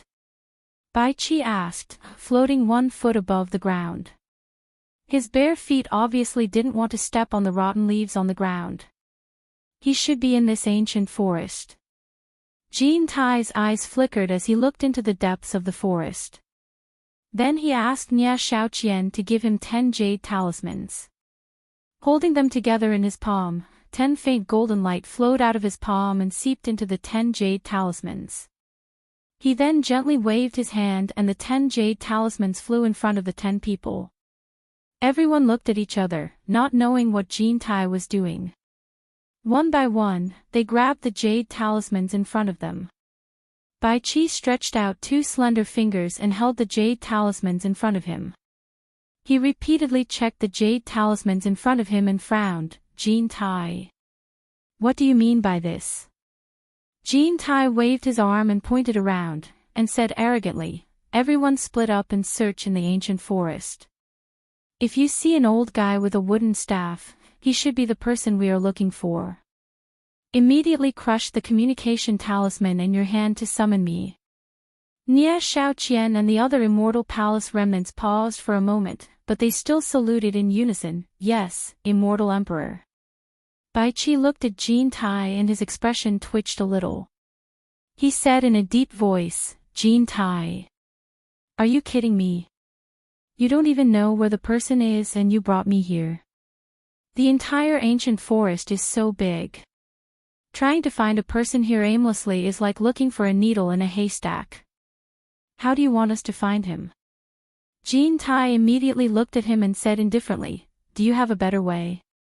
At least it's better than your stupid way. Bai Qi looked around the depths of the forest coldly and said, there are many plants in this ancient forest. As long as you catch a few and ask them, you will naturally find the person you are looking for. Humph. Qin coldly snorted and said, I don't know how many times I've used this clever method of yours, but it's completely useless. Even in the ancient forest, that old fellow's traces are elusive. Even if it's the grass demons that live here all year round, they at most know of the existence of such a person, but no one knows where he is.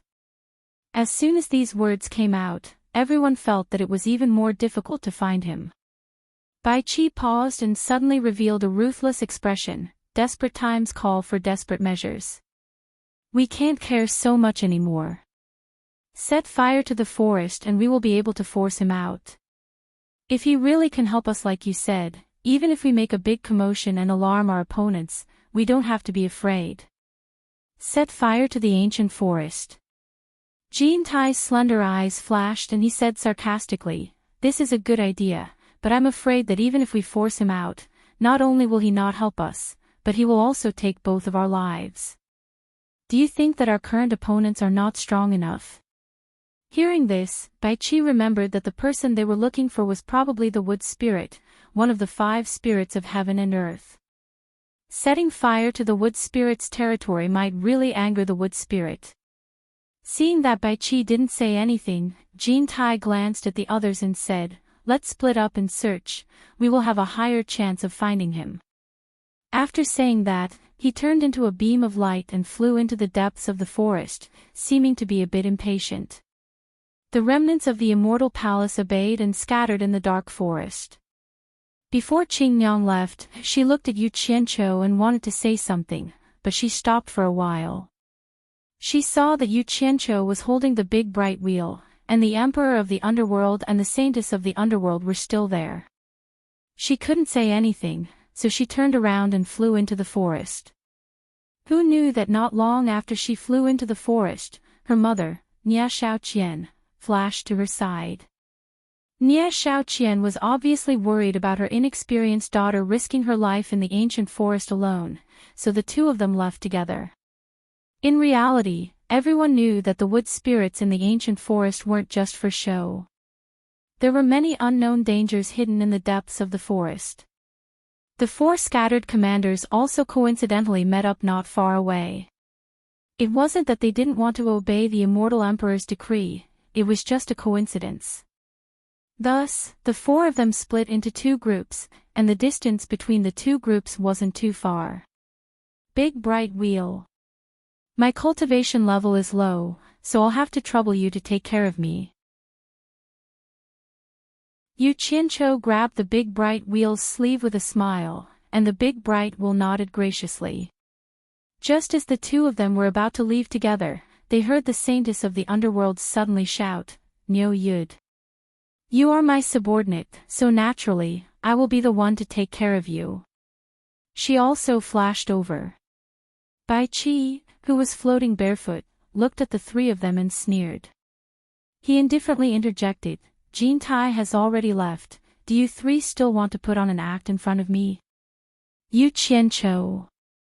We haven't seen each other for a long time.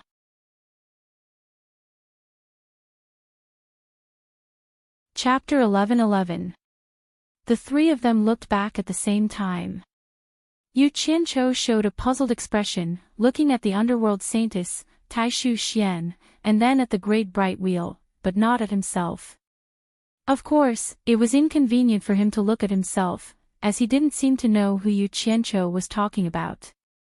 Bai Qi stared at Yu Qianqiu, who was pretending to be ignorant, and said with a faint smile, "Yu Qianqiu. Do you really want me to tear off the mask on your face to see you?" The great bright wheel's expression changed slightly, but the underworld saintess, Taishu Xian, remained calm. Yu Qianqiu was speechless. With Bai Qi's cultivation, it shouldn't be difficult for him to see that he was wearing a mask, but he didn't believe that Bai Qi could see his face behind the mask. At most, he would be suspicious, and maybe he was trying to trick him. Yu Qianqiu pointed at his nose and asked, "Is the Emperor of the Underworld calling me?" "My name is Niu Yud, how could the Emperor of the Underworld mistake me for Yu Qianqiu?" He wouldn't give up until he reached the Yellow River. Mistake. Bai Qi snorted, feeling somewhat unhappy, but he still maintained his gentlemanly demeanor, pointing at Yu Qianqiu and saying with a smile, "If you were standing in front of me alone, I probably wouldn't think that you were Yu Qianqiu. The Great Bright Will has a close relationship with the two Yao cultivators of the World Chamber of Commerce, so he must have a close relationship with you as well.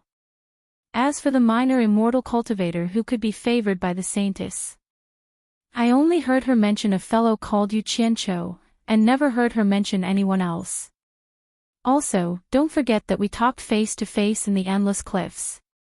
It's rare to see a minor immortal cultivator who needs my concentration to see their cultivation. It can't be that so many things happen at the same time, right? Yu Qianqiu.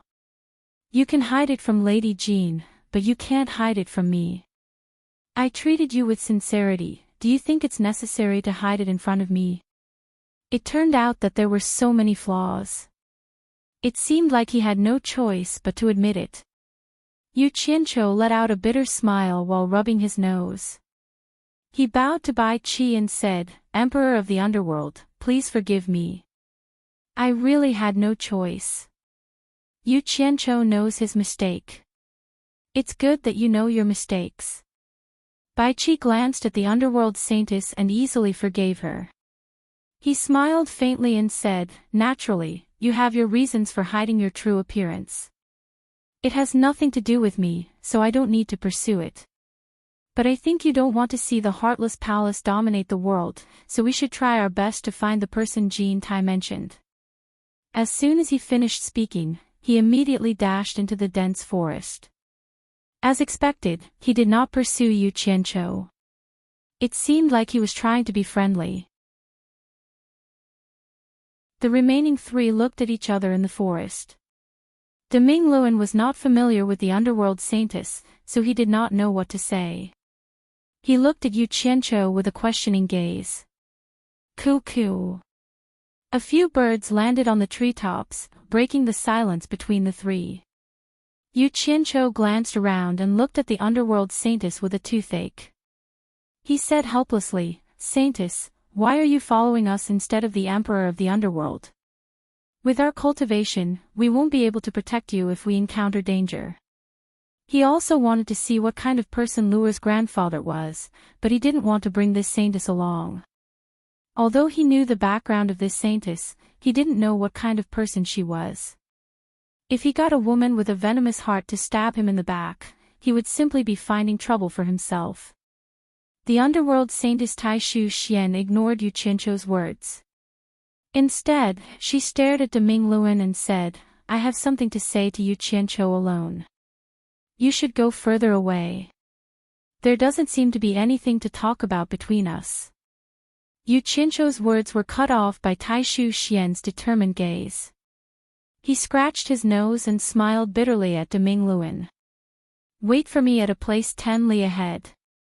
Deming Luan nodded, cupped his fists at the underworld saintess, and quickly left. After watching Deming Luan leave, Yu Qianqiu looked at the woman in front of him, scratched his head, and said, "Speak. What do you want from me? My original name is Tai Shu Xian. You didn't miscalculate."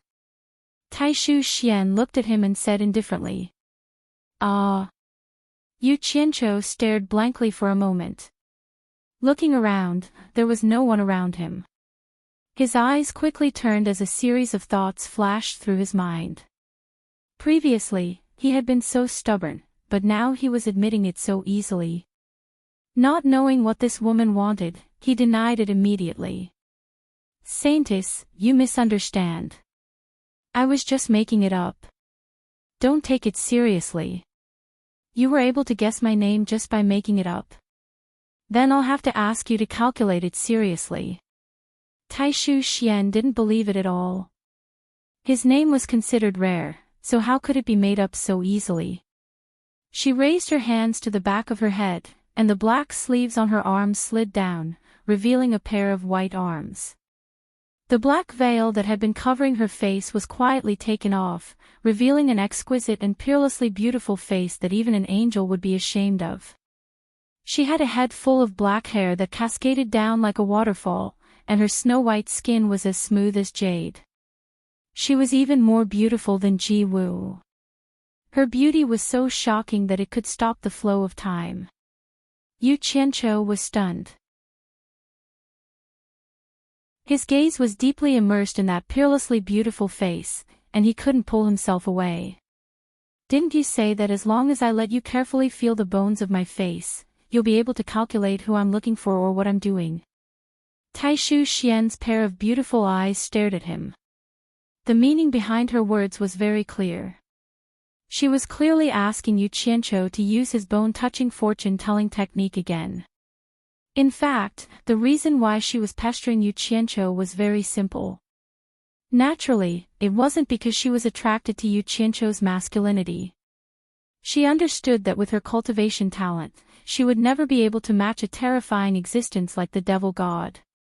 However, she couldn't find anyone with that ability even after searching everywhere. On the contrary, when she talked about Yu Qianqiu with Bai Qi, she had a hint of understanding. Could it be that Yu Qianqiu and Bai Changchun, whose fate couldn't be seen clearly, were the people she was looking for? Although she couldn't be sure if it was those two people, she decided to start with Yu Qianqiu. Because Bai Changchun wasn't that easy to control, she decided to pester Yu Qianqiu. As a result, Yu Qianqiu's bone-touching fortune-telling technique shocked her. Listening to his words and observing his actions, it seemed that he was much stronger than her innate talent. At first, she was a little resistant and didn't want to let Yu Qianqiu touch the secrets in the depths of her heart. However, after thinking about it, she was extremely happy. Since Yu Qianqiu was so good at fortune-telling, he might be able to calculate who could help her take revenge. Therefore, this scene happened. looking at the beautiful face in front of him, Yu Qianqiu came back to his senses. He couldn't help but smile bitterly. He thought to himself, indeed, dragons give birth to dragons, phoenixes give birth to phoenixes, and mice give birth to children that know how to dig holes. No wonder she was the daughter of Ming, who could attract the devil god and the ancestor of all demons at the same time. The genes that she was born with couldn't be erased. From this, it could be seen how beautiful Ming was in the past. The beauty in front of him made Yu Qianqiu's fingers twitch. He rubbed his hands and smiled awkwardly. Since it's the order of the saintess, how can Yu Qianqiu dare to disobey? What he meant was, then I won't be polite. He pretended to be in a difficult position and strode over to her. Seeing him walking over, Taishu Xian's heart was also beating wildly. No man had ever touched her face.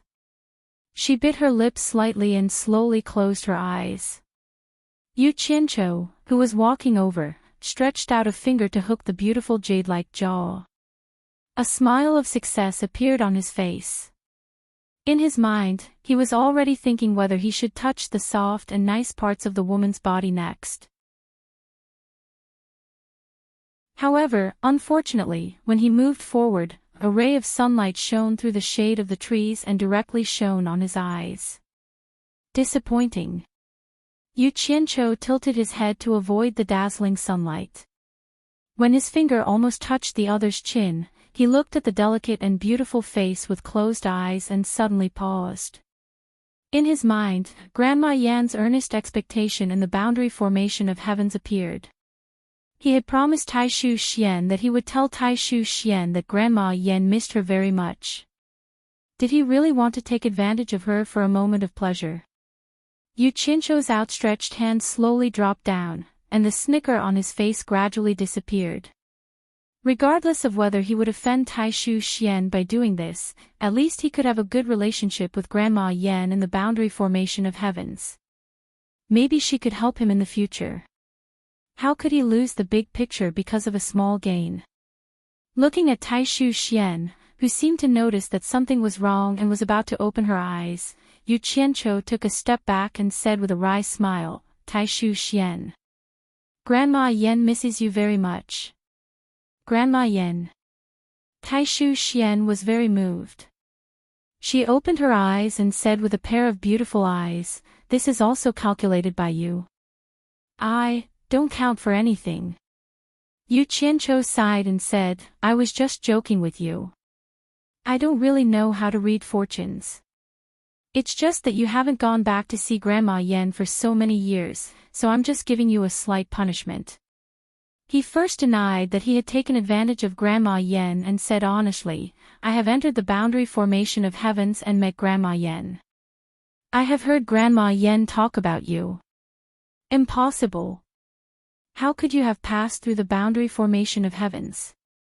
Taishu Xian shook his head repeatedly to express his disbelief. Without a choice, Yu Qianqiu could only roughly explain the matter of him meeting Grandma Yan. However, he excluded the matter of finding Bai Changchun and Xinyu being able to enter and exit the boundary formation of heavens at will. After all, he didn't know Taishu Xian's character very well, so he didn't dare to reveal anything. Looking at Taishu Xian's expression, which showed that he had already believed him, Yu Qianqiu sighed and said, Taishu Xian. It's easier said than done to deal with the demonic god. Currently, the immortal realm and the netherworld are already in chaos. Although your cultivation is higher than mine, I'm afraid it's not enough to guarantee your own safety. You'd better go back. Grandma Yan really misses you. Go back.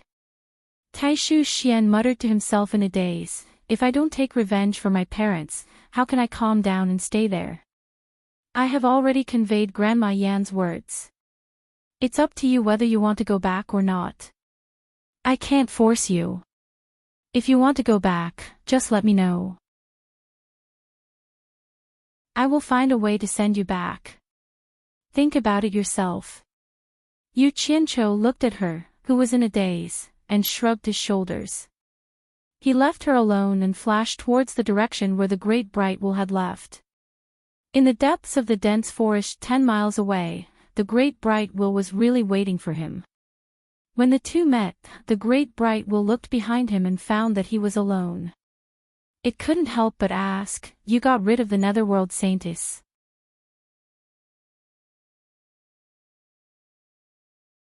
Chapter 11-12. Ignore her for now. Let's see if we can find the person Jintai mentioned. That person might be an old acquaintance of Wei Chuanqiu's.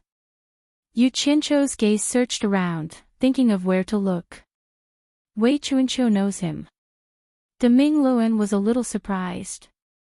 He didn't know when Wei Chuanqiu knew such a powerful person. He had never heard of him. He looked around in disbelief. This ancient forest is so vast. Do we really have to search one area at a time? Search one area at a time. Yu Qianqiu shook his head. I'm afraid we won't be able to find that person even if we search the entire ancient forest.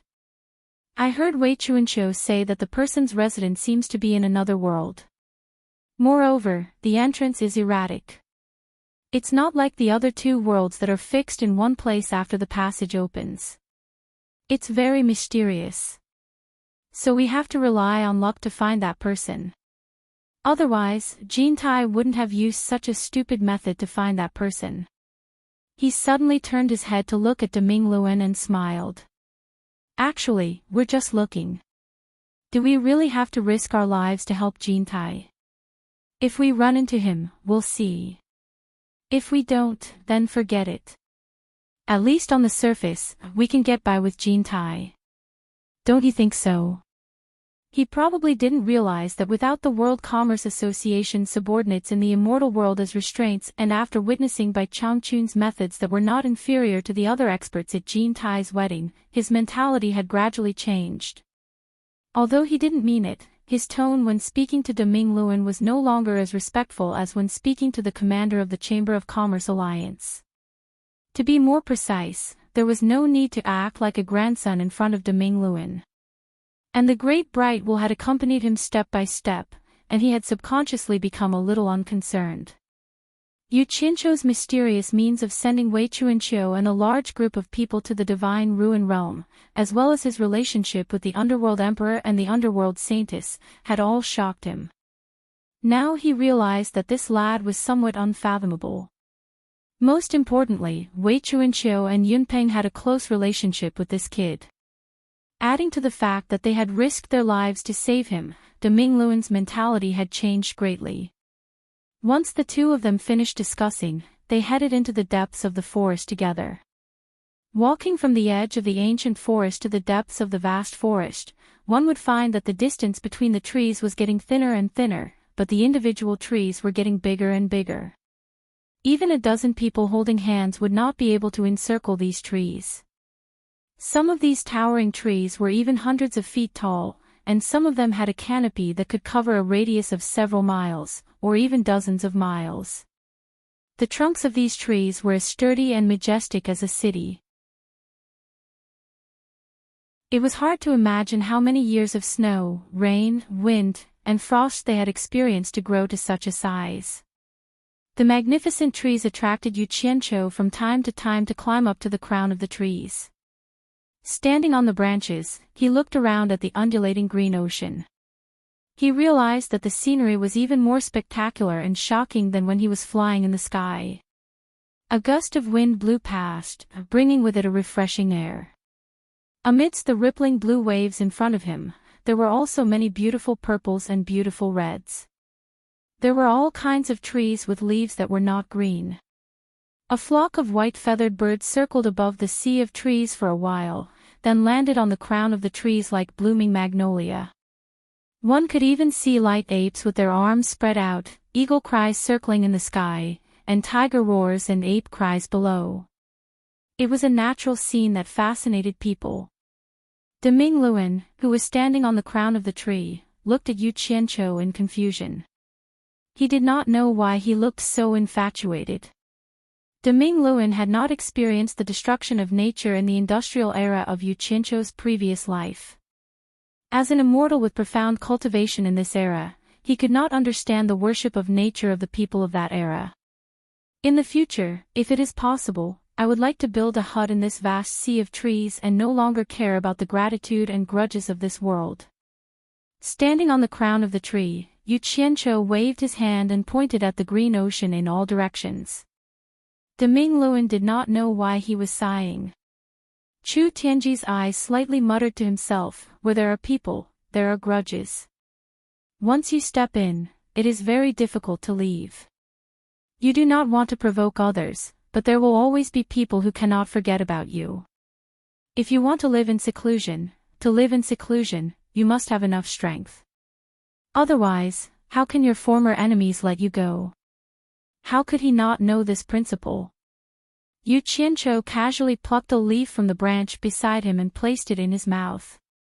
After chewing for a while, the juice of the leaf was stuck in his mouth and a bitter taste spread on his tongue. After forcefully swallowing it, he could not help but shake his head with a bitter smile. Just think about that senior mood that Wei Chuanqiu spoke of.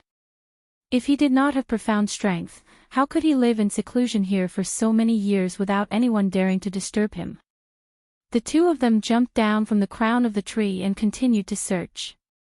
Along the way, they discovered that on the dark ground covered by the towering trees, this land that never saw the light of day all year round began to reveal a wonder of life that was completely different from the outside world, all kinds of glowing plants. The deeper they went, the more glowing plants there were. Gradually, large groups of glowing plants appeared in their field of vision. Glowing moss, glowing mushrooms, all kinds of ferns and fungus plants displayed a dazzling array of colors. There were also all kinds of vines that were like weeping willows that emitted a natural and gentle glow. Yu Qianqiu marveled at the wonders of nature. He could not help but fall into a group of lavender-like plants that emitted a gentle purple light. This immediately startled the small animals that were lurking in or around it. Butterflies spread their glowing palm-sized wings and fluttered. Beetles with star-like spots of light on their shells hurriedly fluttered their wings and flew away. Just as they landed and climbed onto a tree trunk not far away, they saw a parrot-like bird with blue feathers on its head scuttling out from the branches and leaves of the tree trunk. It quickly hunted the beetles and then chased after the beetles that were flying around. A group of porcupine-like little fellows with a cluster of bluish-white glowing thorns on their backs quickly escaped from under Yu Qianqiu's feet. A fierce female porcupine, in order to protect her cubs, bent the thorns on her back and took the initiative to attack Yu Qianqiu. As a result, she was kicked away by Yu Qianqiu, who did not have any tender feelings for the fairer sex. She rolled a few times not far away and quickly ran away with the group of cubs while screaming. A few ghost-like black panthers crawled out of the natural cave formed by the roots of the tree. They stared at Yu Qianqiu with their green eyes and let out a low growl. They seemed to be ready to attack. Yu Qianqiu ignored them. Instead, he raised his head and looked up at the tree. He saw a huge python in a colorful camouflage aiming at the black panthers below. It silently slid down the tree trunk and approached them.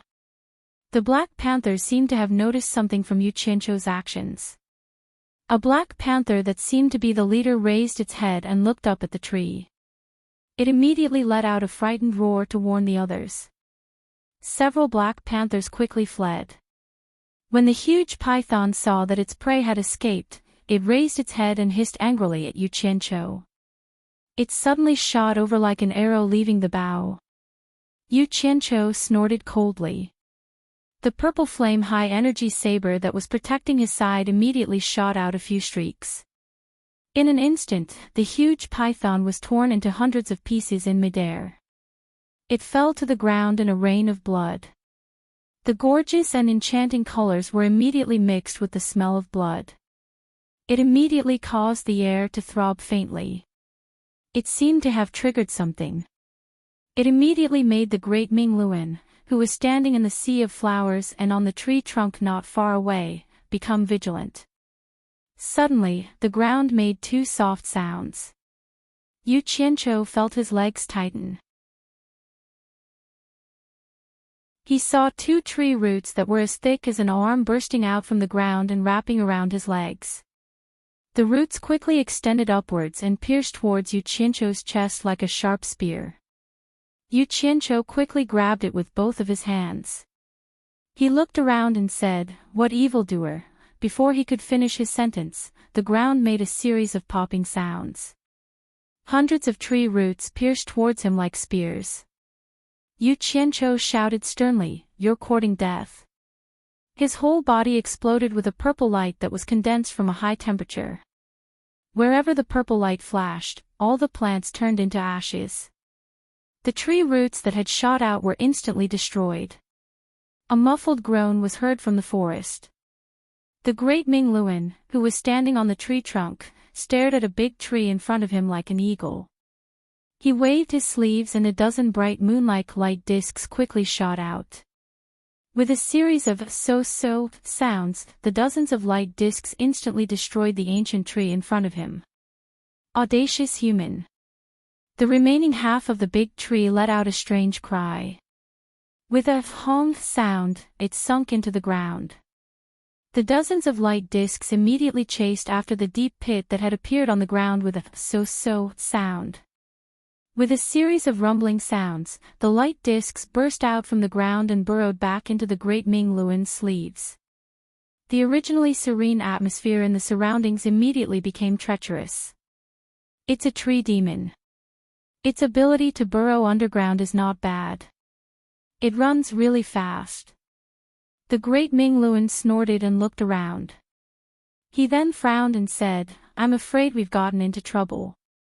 It's not good to stay here for long. It's better to leave as soon as possible. It's not that we're afraid of them. It's just that there are many plant demons in this ancient forest. It'll be very troublesome to get entangled with them." Just as Yu Qianqiu nodded his head, he heard a rumbling voice coming from all directions. "You want to leave?" Too late. The shadows of the trees in all directions danced in the wind.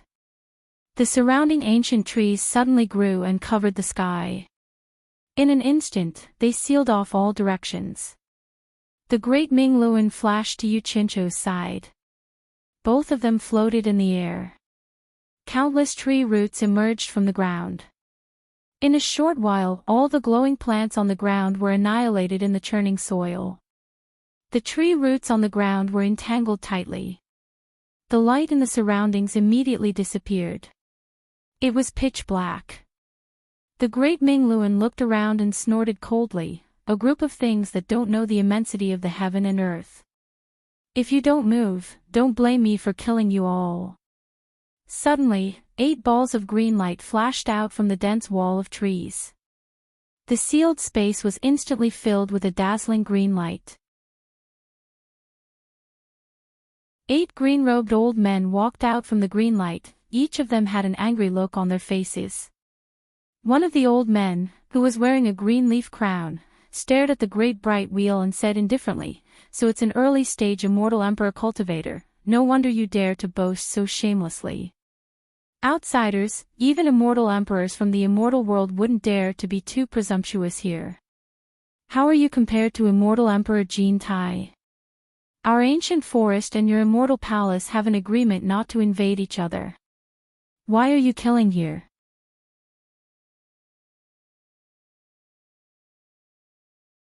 Chapter 11:13. From the looks of it, this person seemed to be the leader of these people. De Ming Luan took a closer look and was slightly shocked. He realized that he could not see through the person's cultivation. He looked at the others and found that their cultivation was similar to his. It seemed that this was going to be troublesome. He immediately sent a telepathic message to Yu Qianqiu about the situation and discussed whether they should fight or run away. Yu Qianqiu was also stunned. He did not expect that he would attract so many experts just by making a move. It seemed that this ancient forest was located within the 3 realms but was independent of the 3 realms. There must be something extraordinary about it. It was obvious that there were more experts in the ancient forest. It would not be good for him to make a big deal out of this. Thinking of this, Yu Qianqiu smiled faintly and said, you are exaggerating. A giant python ambushed me and I killed it. Then, a tree demon attacked me first. I did not kill it because this is the ancient forest. If I really wanted to start a massacre, do you think it would have a chance to run? As he spoke, there was a buzzing sound. His entire body was instantly enveloped by purple flames like firewood that had been ignited. An intense heat surged out. The green light that was flickering on the bodies of the 8 people instantly retracted and formed a protective aura on the surface of their bodies, resisting the frightening heat that made their hearts palpitate. All of them looked at Yu Qianqiu in shock and bewilderment. All of them felt a terrifying power that naturally countered each other, causing their hearts to tremble. The pupils of the old man wearing the green leaf crown suddenly shrank and he suddenly cried out, "This is purple fire, purple fire. Purple fire of the true Samadhi fire." The other 7 people also cried out, "Purple fire." Deming Luan felt the terrifying temperature around his body. He also looked at Yu Qianqiu in bewilderment. He didn't know how many more secrets this fellow had. The tangled roots on the ground and the surrounding tree walls were visibly shrinking with a squeaking sound. It seemed that they were in great pain. Yu Qianqiu only wanted to show off. He did not want to become enemies with them. He quickly retracted the terrifying heat and the purple fire into his body. He looked at them with a smile, indicating that he really did not have any evil intentions. Once the purple fire disappeared, the 8 of them finally stabilized their trembling souls. At this moment, they realized that they could not see through Yu Qianqiu's cultivation. The 8 of them looked at each other, and the green light on the surface of their bodies retracted back into their bodies. The entangled tree roots on the ground quickly separated and retracted back into the soil. The surrounding tree walls also quickly retracted, and the ancient trees returned to their original positions. The hazy light began to shine down from the sky again. However, the various kinds of light plants that were buried in the soil could not be restored. The scattered light of the plants could be seen in the soil after the tumble. Of the light of the ground of the earth was much darker than before. I admit that your purple fire can restrain us. However, this is not a place for you to behave atrociously. The old man wearing the green leaf crown stared at Yu Qianqiu and said in a deep voice, "Since nothing serious happened, we do not want to make things difficult for you. We hope that you will abide by the agreement between us and the immortal palace. Please leave quickly." Humph. Deming Luan immediately snorted. Previously, they were not so easy to talk to. It was obvious that they were here to punish us. Now that they realized that something was wrong, they immediately became easy to talk to. Yu Qianqiu glanced at him. He knew what that humph meant. However, although the purple fire was powerful, if he used it with his own cultivation, he would not be able to gain the upper hand if he really fought with these experts. The main reason was that the difference between their cultivation was too big. Moreover, he did not want to become enemies with the people in the ancient forest. Leave quickly. Yu Qianqiu raised his eyebrows. He shook his head and said with a smile, "I am afraid that I will have to disappoint you. This time, I was invited to the Woodkiller Sea as a guest. I have not met Senior Mu yet. How can I leave so easily?" Woodkiller Sea. A few people frowned and muttered. It seemed that it was the first time they had heard of this. As for Senior Mu, there were simply too many people in the ancient forest who could be called Senior Mu. The 8 of them were no exception. It was also the first time that Deming Luan had heard of this place. However, he believed that Yu Qianqiu did not say it casually. There must be a reason for him to say it at this time. As he pondered, he felt that this Yu Qianqiu was a bit mysterious. In fact, Yu Qianqiu didn't know about the Woodkiller Sea.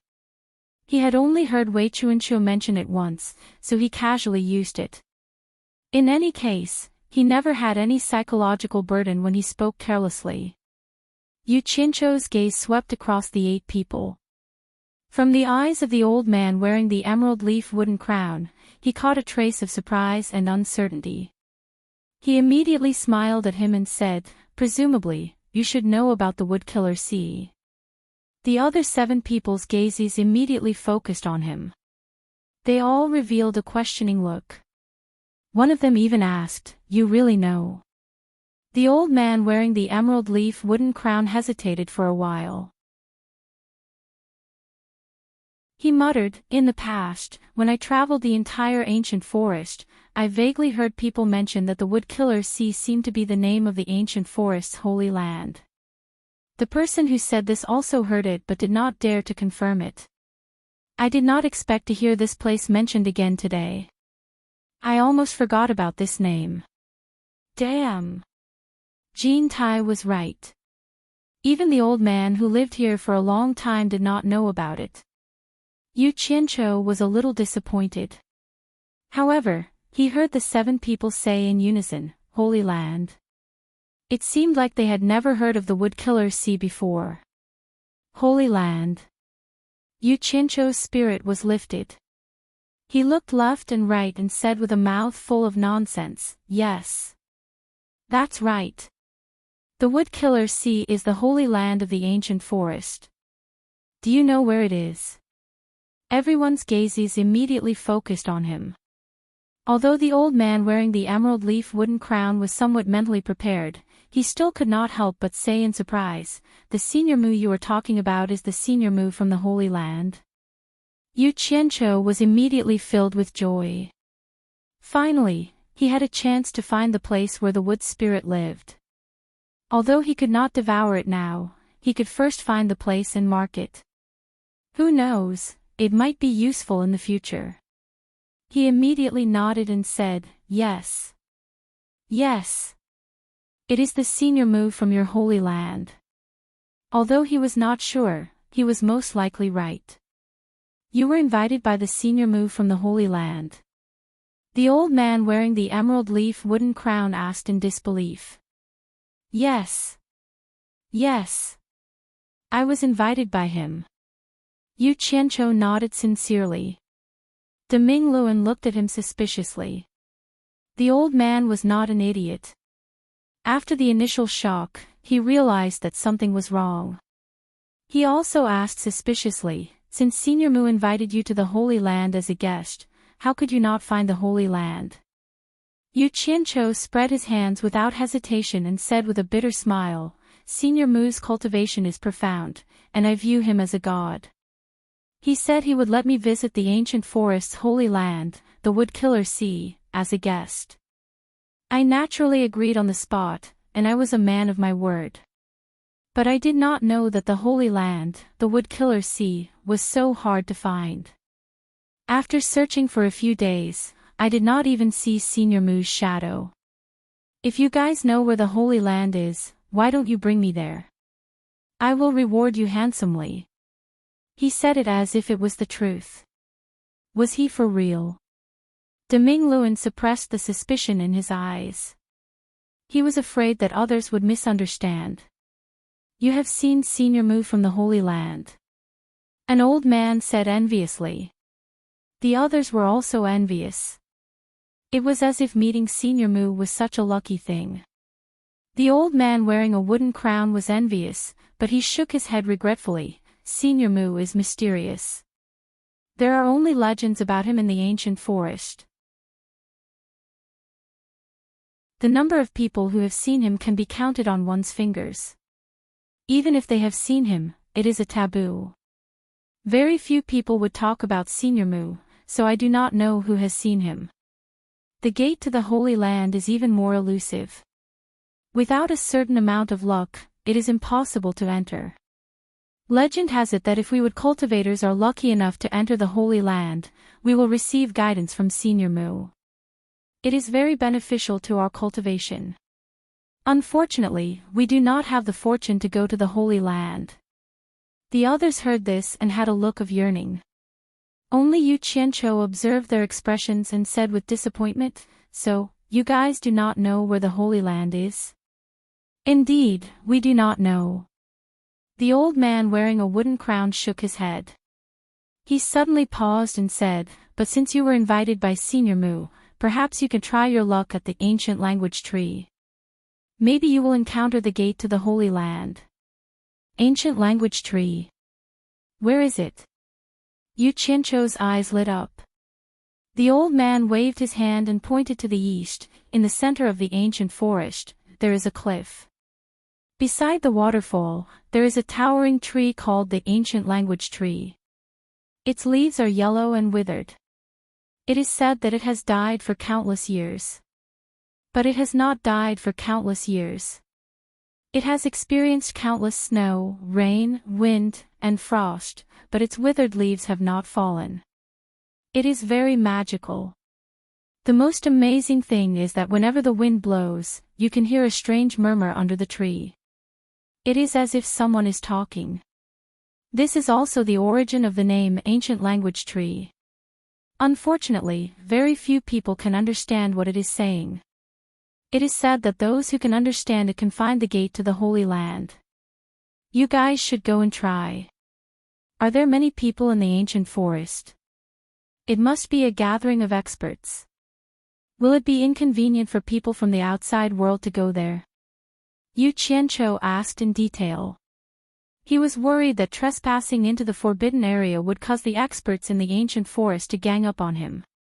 Ah. The old man paused and immediately understood his concern. He sighed and said, "I heard that it used to be lively there. But too many people wasted their time under the ancient language tree, but they could not understand what it said. Almost all of them returned in disappointment. Plus, it is inconvenient for us wood elementalists to leave our bodies for too long. As time goes by, except for some newcomers, no one else will go there." Hearing this, Yu Qianqiu's expression twitched, and he cursed in his heart. He felt that the old man's guidance was too unreliable. He didn't even need to guess to know that it was only a legend.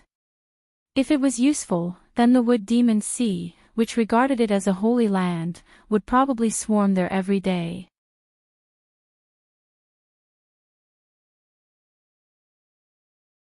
Chapter 11:14.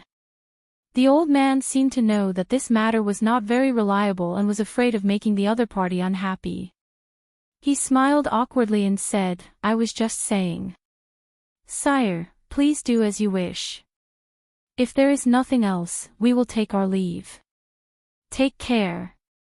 Yu Qianqiu raised his hand to stop. He stared at the old man and slowly asked, "The ancient forest is so big.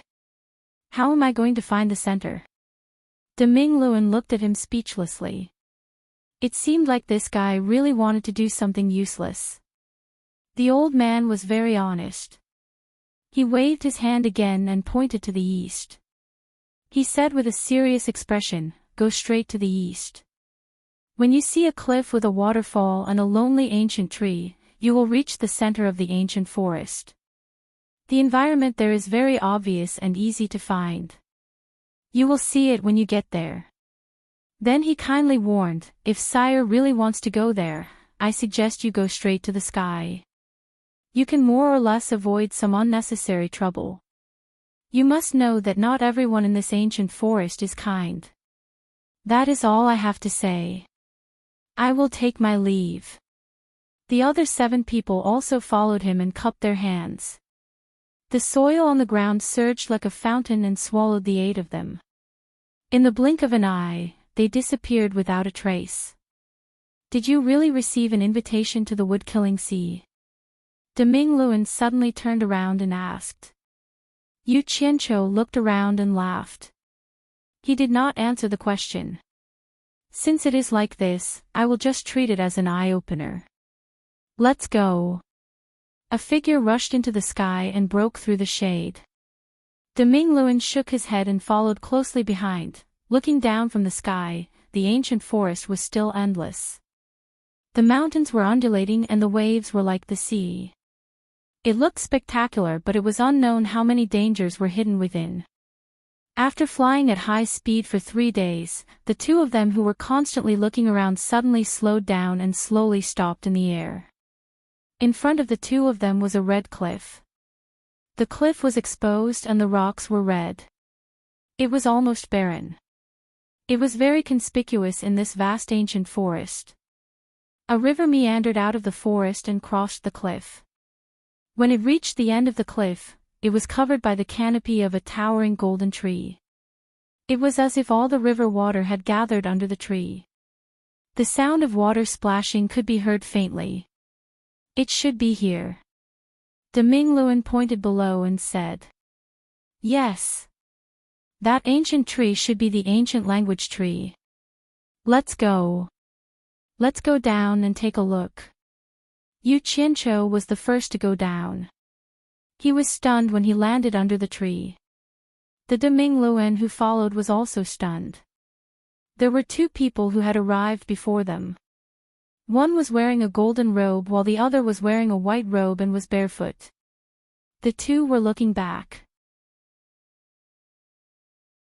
These two people were none other than Jin Tai and Bai Qi. It was unknown when they had met here, but since Yu Qianqiu and the Great Bright Wool could find this place, it was naturally not strange for them to find this place as well. Yu Qianqiu didn't move from his spot, but the Great Bright Wool flashed over and greeted the two. Greetings, Immortal Emperor. Greetings, Underworld King. Bai Qi's gaze fell from Yu Qianqiu to the Demingluan. He smiled faintly and said, "It seems that they have put in a lot of effort to find this place." He turned to Jin Tai and said, "Jin Tai, do we really have to wait here for a chance?" Bai Qi's gaze fell from Yu Qianqiu to the Demingluan. He smiled faintly and said, "It seems that they have put in a lot of effort to find this place." He turned to Jin Tai and said, "Jin Tai, do we really have to wait here for a chance?" Jin Tai turned around and looked at the vast green sea at the foot of the mountain. He pointed to both sides of the cliff and said, "You search from this side, I'll search from that side. We'll flank both sides." He then pointed to the front and signaled to Demingluan, "All of you search from the middle." This all of you obviously included Yu Qianqiu. Bai Qi looked ahead and was silent for a while. He said slowly, "What if we can't find it?" Jin Tai said resolutely, "Then we will lure Wang Qing and the rest here and then set a few big fires to burn the ancient forest. I want to see how long Old Man Mu can hide." Bai Qi raised his eyebrows and suddenly looked at him and said, "You mean, to kill with a borrowed knife? Lure Wang Qing and the rest here and then set fire to the ancient forest. Then push the blame to Wang Qing and the rest and let that Old Man Mu settle the score with them." "That's what you said, I didn't say that." Jin Tai snorted coldly and turned into a stream of light and shot to the left. Bai Qi sneered and turned to smile at Yu Qianqiu. Then, he also turned into a stream of light and shot to the right. Two rays of light, one gold and one white, flew along the cliff and disappeared into the dense forest in the distance in the blink of an eye. This red bare cliff was like a plain. No one knew how the river that was tens of meters wide was formed. Yu Qianqiu walked along the shore towards the great Ming Will under the ancient tree. From time to time, fat fish jumped out of the water and fell back into the water. When he reached the edge of the steep cliff, he saw that the river suddenly turned into a crystal waterfall, and the sound of water flowing could be heard. Incomparably thick tree roots climbed up the cliff like countless pythons, and even stubbornly rooted into the red rocks. More than a dozen tree roots drilled out from the mountain wall in the waterfall, extending down the mountain wall along the waterfall. Strong and powerful tree roots could also be seen in the river on the cliff. The exposed roots of the ancient tree occupied an area of several hundred meters on the cliff. In fact, the entire tree was small compared to some of the towering trees in the ancient forest, but it was estimated to be at least 100 meters tall. The trunk would not be able to be encircled by less than 20 people. The branches were bronze in color and spread out in all directions, and were covered with golden leaves the size of a palm. It was like a golden canopy protecting the area. The red cliff was almost barren, there was a clear river, and there was a yellow ancient tree. On the other side of the cliff was a green ancient forest, and there were blue sky and white clouds. The colors were so distinct that it made people feel like they were in an oil painting. Yu Qianqiu had taken out a flying sword at some point in time. He stood on the thick and exposed roots of the tree and forcefully hacked at the ancient tree a few times. Unexpectedly, the sound of metal clashing could be heard. After spending a lot of effort to chop off a piece of rough bark, he turned around and shouted to Deming Luan, "It's really a withered tree, but it's really hard. No wonder it can stand here for so long." After saying that, he directly sat on the thick roots and rested with his back against the big tree. Deming Luan was speechless. He walked towards him and asked, "What do we do now? Do you really want to try your luck here? There's no smoke without fire. With this legend, there must be some truth to it.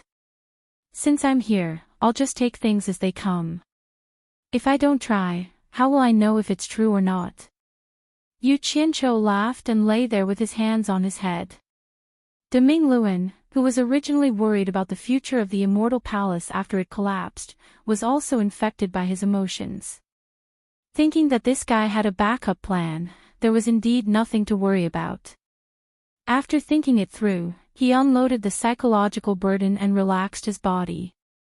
He walked with large strides to the side of Yu Qianqiu and laid down leisurely like him. Yu Qianqiu tilted his head to look at him and smiled, "That's right.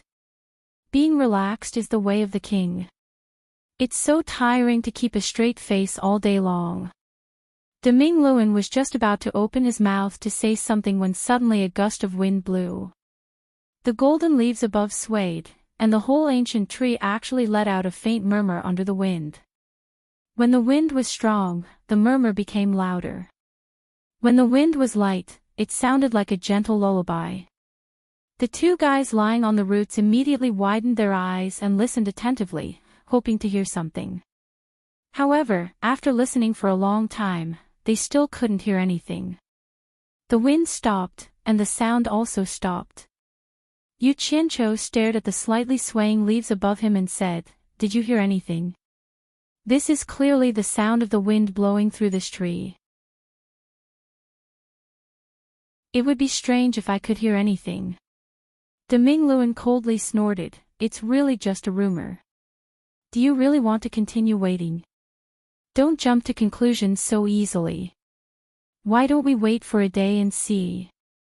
If there are no abnormal changes tomorrow, it won't be too late to leave." Just as Yu Qianqiu finished speaking, another gust of wind blew, and the ancient tree started to murmur again. The two people's ears perked up again. There were so many winds in the mountain. Every once in a while, they would hear the ancient tree humming a lullaby. This made Yu Qianqiu feel a little drowsy. Suddenly, there was a paw-paw sound in the river. A fish jumped out of the water and fell back.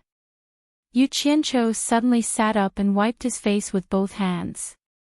He felt that it was too dangerous to fall asleep in a place like this. When he turned around, Deming Luan had already sat up and was looking at him with a cold smile.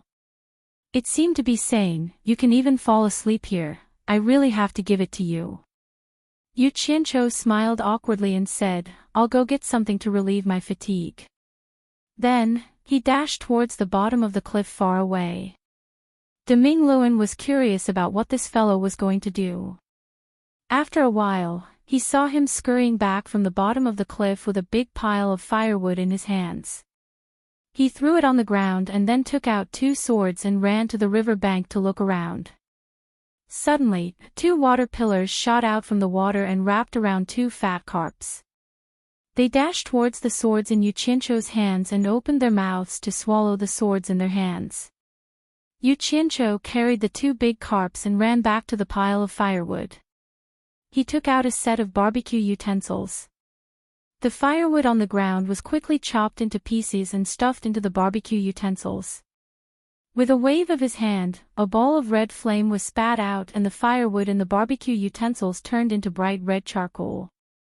The two fat carps were still twisting their bodies even though they were dead. They were then grilled over the charcoal. After doing all these, Yu Qianqiu rubbed his hands excitedly and took out 2 jars of wine. He threw one of them to Deming Luen, who was stunned. He then opened the seal and gulped down a few mouthfuls before putting it aside. He took out some seasoning and brushed it on the dead carps. He was beautiful, but when combined with the environment at this moment and place, he really ruined the scenery. Deming Luen was really speechless. He could only sigh as he leaned against the tree and drank by himself. When the aroma of the barbecue was wafting in the air, he suddenly heard Yu Qianqiu's eh. Deming Luen turned around and saw Yu Qianqiu standing there curiously and said, "This aroma. Don't tell me the barbecue in the ancient forest also has this aroma."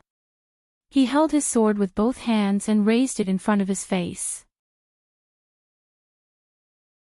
He fanned his nostrils and sniffed the barbecue in his hand.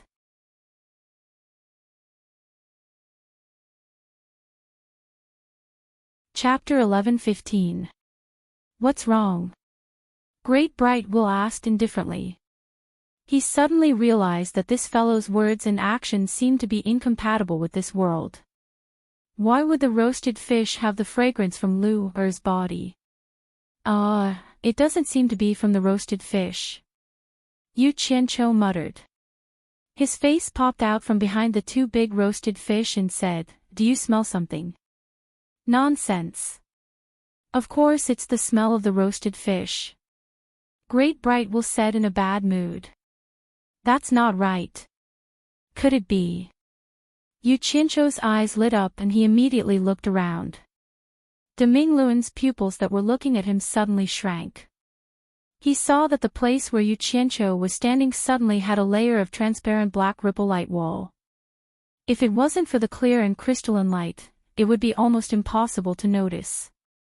And Yu Qianqiu, who was inside it, was looking around like a thief, as if he had stolen 2 grilled fish from someone. "Be careful behind you!" Great Bright Will cried out in alarm. Yu Qianqiu was shocked when he heard this. He suddenly turned around and his entire body suddenly disappeared. Great Bright Will shot out rapidly and a series of light wheels shot out from his sleeves, shooting towards the wall of light with the force of lightning. However, the exploding light wheels missed. That wall of light seemed to have disappeared at the same time as Yu Qianqiu. The great bright wheel that flashed away searched around the roasted fish. The 10 light wheels that were retracted circled around his body to protect him as if he was facing a great enemy. After that, Great Bright Will flew into the sky and quickly patrolled the surroundings. Unfortunately, he couldn't find a trace of Yu Qianqiu in all directions. When he returned to the side of the barbecue set, the Great Bright Will kicked the barbecue set into the river dozens of meters away with a clang sound. He looked around his surroundings silently, thinking about what had happened just now. Normally, it was impossible for Yu Qianqiu to leave without saying a word. Furthermore, the situation just now. The Great Bright Will was suddenly slightly stunned. Could it be that the mysterious rippling light wall just now was the so-called gate of the sacred land? The more he pondered, the more he felt that it was the case. A gust of wind blew by, and the ancient whisperer tree repeated the same ancient voice that it had been murmuring for countless years. Deming Luen looked at the ancient whisperer tree, and after a moment of absent-mindedness, he shook his head and said to himself with a bitter smile, "Is this kid really that lucky? People couldn't find the door to the Holy Land, but he was roasting fish here, and he accidentally entered it. Grilled fish. Unless, otherwise, how could there be such a coincidence?" The Great Bright Will seem to have thought of something, and hurriedly flashed to the riverside. He picked up the severely deformed barbecue set from the kick, and used his great cultivation to roughly repair it with a caw-caw sound. Carrying the barbecue set, he carefully examined the position that Yu Qianqiu had placed it earlier, and restored it to its original position. Then, he tossed the remaining dry firewood on the ground into the barbecue set, and quickly started a fire. This wasn't the end. He also took out 2 flying swords, and with a shwa-shwa sound, he stabbed 2 fat carps into the riverside. After everything was ready, he imitated Yu Qianqiu's previous actions, and also pretended to roast the fish. However, he seemed to be a little absent-minded, and would occasionally look behind him.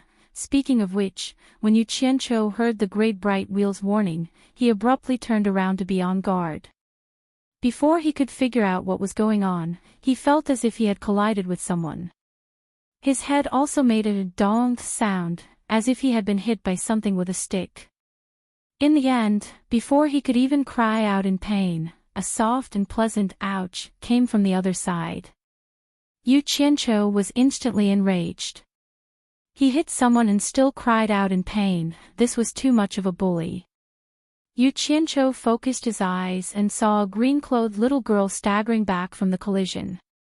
When he saw who it was, he couldn't help but be stunned. The green-clothed little girl rubbing her nose also froze when she saw who it was. "LoveLore," Yu Qianqiu said in disbelief. If the little girl in front of him wasn't LoveLore, who he had saved and brought back to the World Merchant Association, then who else could it be?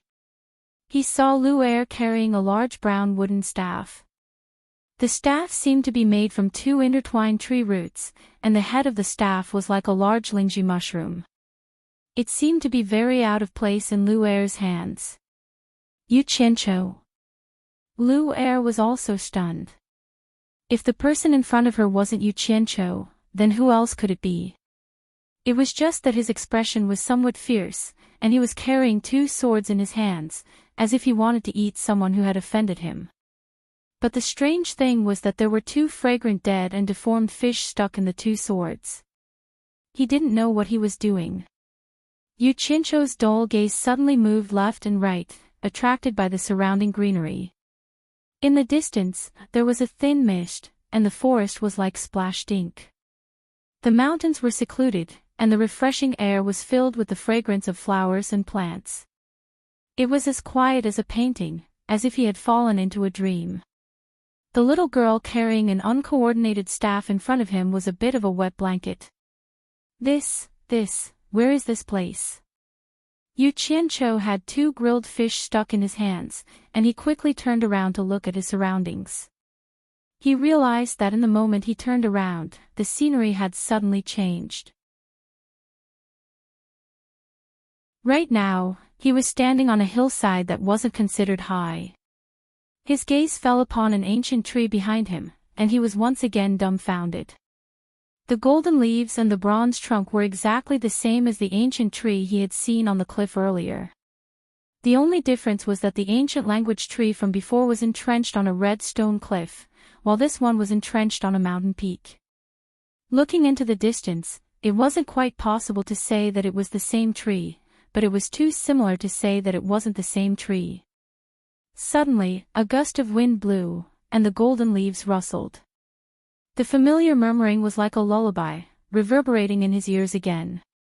However, the surrounding scenery had completely changed, and there wasn't the slightest similarity. Yu Qianqiu looked at the ancient tree in a daze. Ancient language tree, Yu Qianqiu, how did you come in? LoveLore, who was carrying a large staff, also asked in a daze. LoveLore, what is this place? Yu Qianqiu suddenly turned around and asked. LoveLore, who was carrying a large staff, was stunned, and said, "This is Woodkiller Sea." Woodkiller Sea. Yu Qianqiu's head quickly swayed left and right, and looked around again. He said in disbelief, "This is Woodkiller Sea. How is this possible? I was grilling fish just fine, why did I suddenly come to Woodkiller Sea? F***ck. This is too illogical. Could it be this?" His gaze stared at the ancient language tree with golden leaves. What is this? LoveLore, who was already confused, was even more confused. Suddenly, she cried out in shock, "Not good. Not good. If we don't leave now, we won't be able to leave. What's wrong?" Hearing her say it so seriously, even Yu Qianqiu was shocked. LoveLore carried the brown wooden staff with both hands and activated it with a secret technique. The large staff head immediately brewed a ball of green light. As LoveLore waved the staff, a beam of green light shot towards the ancient language tree like a laser. The trunk of the ancient language tree immediately rippled with green light, and gradually emitted a black splendor. Humph! A sullen cold snort sounded, and a green-robed old man with white hair and a ruddy complexion suddenly appeared. With a wave of his hand, he cut off the green light that shot out from the head of the huge staff. His palm made a grabbing motion, and the big-headed staff in Lure's hand was immediately sucked over and caught in his hand. Ah! Lure cried out in shock, and quickly flashed behind Yu Qianqiu. Yu Qianqiu immediately protected her, and angrily shouted as if he was facing a great enemy, "Who is it? You're already so old, yet you still want to snatch a little girl's things. Don't you have any shame?" The roasted fish on the two swords in his hand still had a lingering fragrance. The green-robed old man looked at him calmly, and the wooden staff in his hand stood upright on the ground. He said indifferently, "So it's you. Lure, come out." He was brought in by you. Yu Qianqiu was slightly stunned. Hearing the meaning behind these words, the other party seemed to know him, but he didn't seem to have any impression of him. Lure, who was behind him, moved half her body out submissively, and one hand grabbed onto the clothes on the back of Yu Qianqiu. She looked at the old man and weakly called out, "Grandpa." Ah! Yu Qianqiu suddenly turned around and struggled free from the small hand that was grabbing onto his clothes. He looked at Lure and said, "He's your grandpa. Isn't the old man selling snacks in hallucinatory Immortal City your grandpa? How many grandpas do you have?" Lure secretly glanced at the old man and said in a low voice, "Of course there's only one grandpa. The one you saw last time was grandpa's transformation." Upon hearing this, Yu Qianqiu was shocked and sized up the old man again.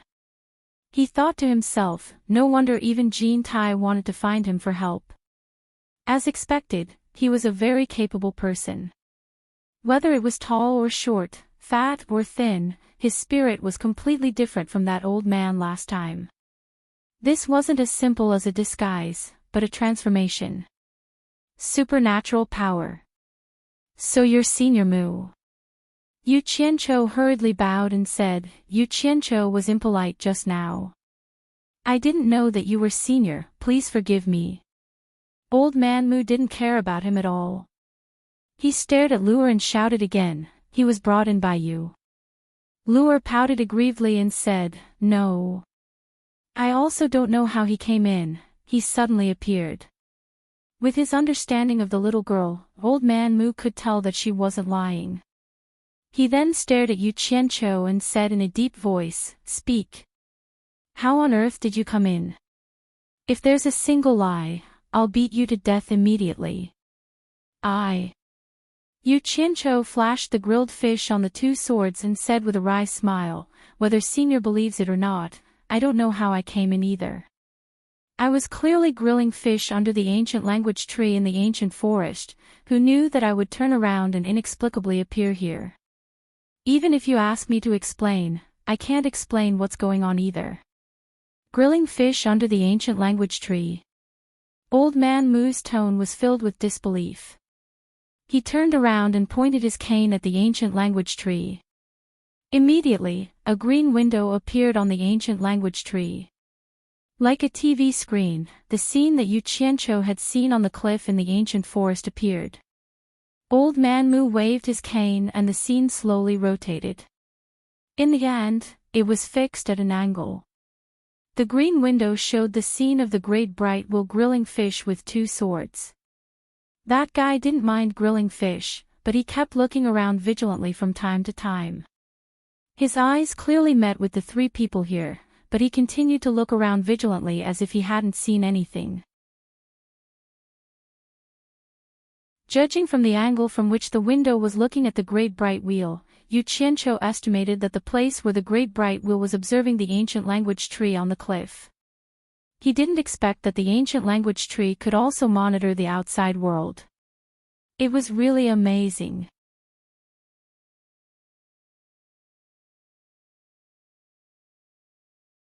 Chapter 11:16. Before he could think further, Old Man Moo waved his cane and the green window disappeared. He reluctantly believed that Yu Qianqiu had been roasting fish outside, but this did not mean that he believed everything. He turned around and stared at Yu Qianqiu with his deep eyes. You went to the ancient language tree in the ancient forest to roast fish. If you can't give me a reasonable explanation, although I am not a bloodthirsty person, I will not be lenient to those with ulterior motives. Yu Qianqiu secretly communicated with Utopia, and when he noticed that it was unobstructed, he immediately had the confidence to protect himself. He immediately said bluntly, "To tell you the truth, I came to look for you." "Look for me?" Old Man Moo was slightly stunned and then snorted. "Did that little bat ask you to come?" "Little bat?" Yu Qianqiu was stunned and then realized that he was talking about Wei Chuanqiu. He shook his head and smiled bitterly. "Senior, you misunderstood me. I didn't want to take the risk here, but I couldn't disobey Immortal Emperor Jin Tai's orders, so I had to bite the bullet and come here. I never thought that I would really meet you, but who knew that I would run into you? Jin Tai asked you to look for me." Old Man Moo also showed a hint of confusion on his face. "He didn't ask me to come alone. The person who was roasting fish outside just now also asked me to come. There are a total of 11 people, including Immortal Emperor Jin Tai and Emperor of the Netherworld Bai Qi. Everyone is scattered throughout the entire ancient forest to look for you, Senior," Yu Qianqiu said respectfully. "Jin Tai and Bai Qi are here too."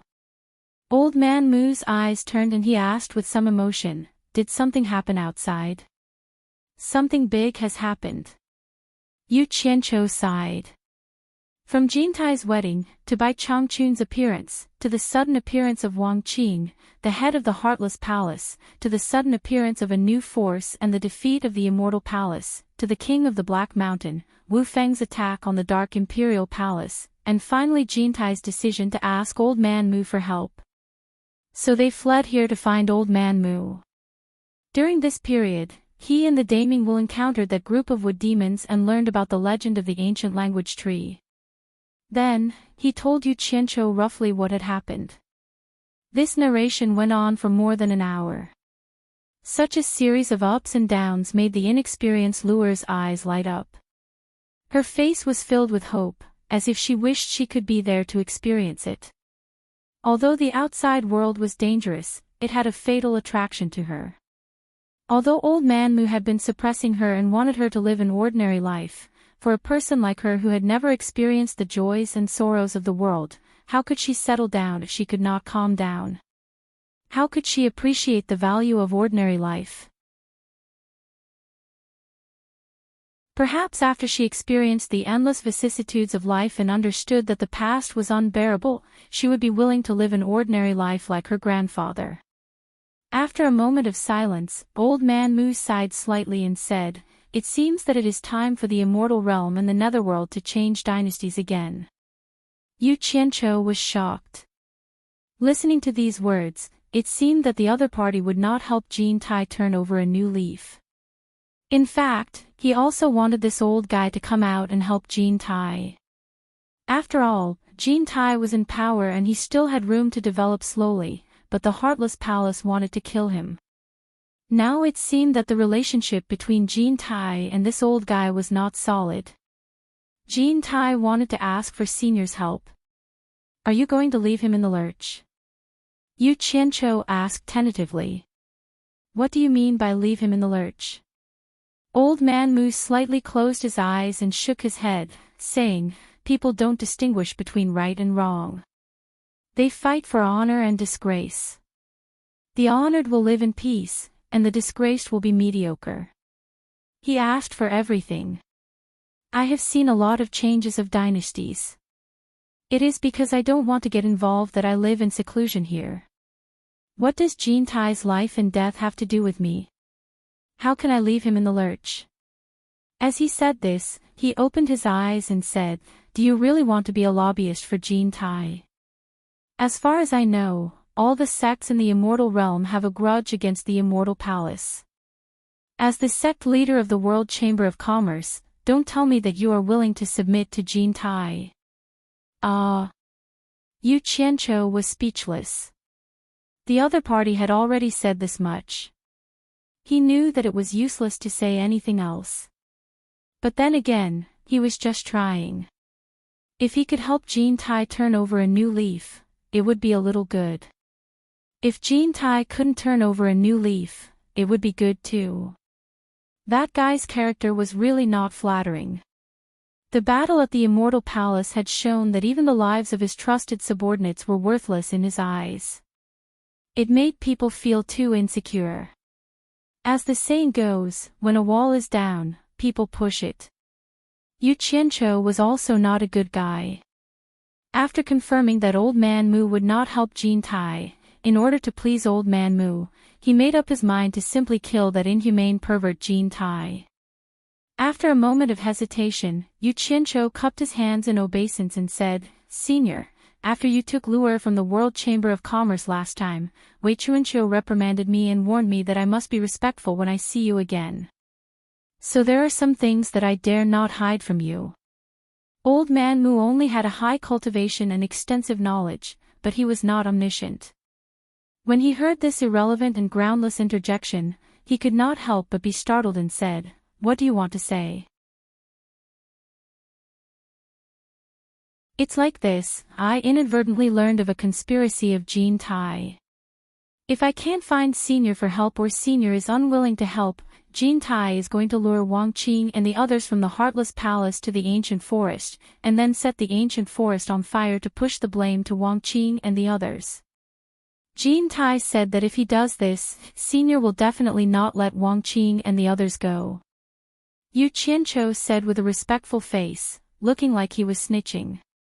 "How dare he?" Old Man Mu's long beard and green robe instantly fluttered even though there was no wind. He snorted and said, "Even if you give him 10 guts, he still won't dare." Yu Qianqiu was stunned. He could see that this old man thought himself to be an expert and had probably never taken Jean Tai seriously. He did not know Jean Tai's character very well, so water had entered his brain. With Jean Tai's character, he would marry his wife with great fanfare when he was in power, but once he lost power, he would abandon his wife and subordinates and run for his life. Now that he had lost his wife, he did not even mention it. Just imagine, if he was forced into a corner, what else would he not do? However, based on the understanding between the two parties, it was not appropriate for Yu Qianqiu to argue with him. He could only take it one step at a time and nodded repeatedly to flatter him. "That's true. Unless Jean Tai is courting death, he would not dare to act recklessly." Old Man Mu indeed did not take Jean Tai seriously and quickly put aside the matter of Jean Tai. He looked at Yu Qianqiu and said, "Didn't Little Bat tell you not to see Lu again? Damn it. I have told you so many things, are you going to fall out with me so quickly?" Yu Qianqiu quickly contacted Utopia and made preparations to escape. Then, he cupped his hands and smiled bitterly. "Of course Wei Chuanqiu said that, but I really barged in carelessly. Please forgive me, Senior." Lu was holding his 2 swords that had pierced through the grilled fish and looked at them carefully. Upon hearing this, she quickly nodded at Old Man Mu and said, "Grandpa. He really didn't do it on purpose, just let him go this time." Ouch!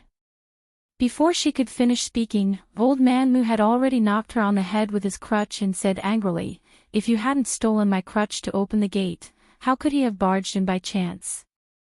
You are addicted to sneaking away now." It turned out that ever since Lu went out to see the prosperous world outside, her heart had become wild. The days in the wood-killing sea were too boring and not as fun as the colorful world outside. The last time she sneaked out, she was caught by Old Man Mu and locked up for a short while.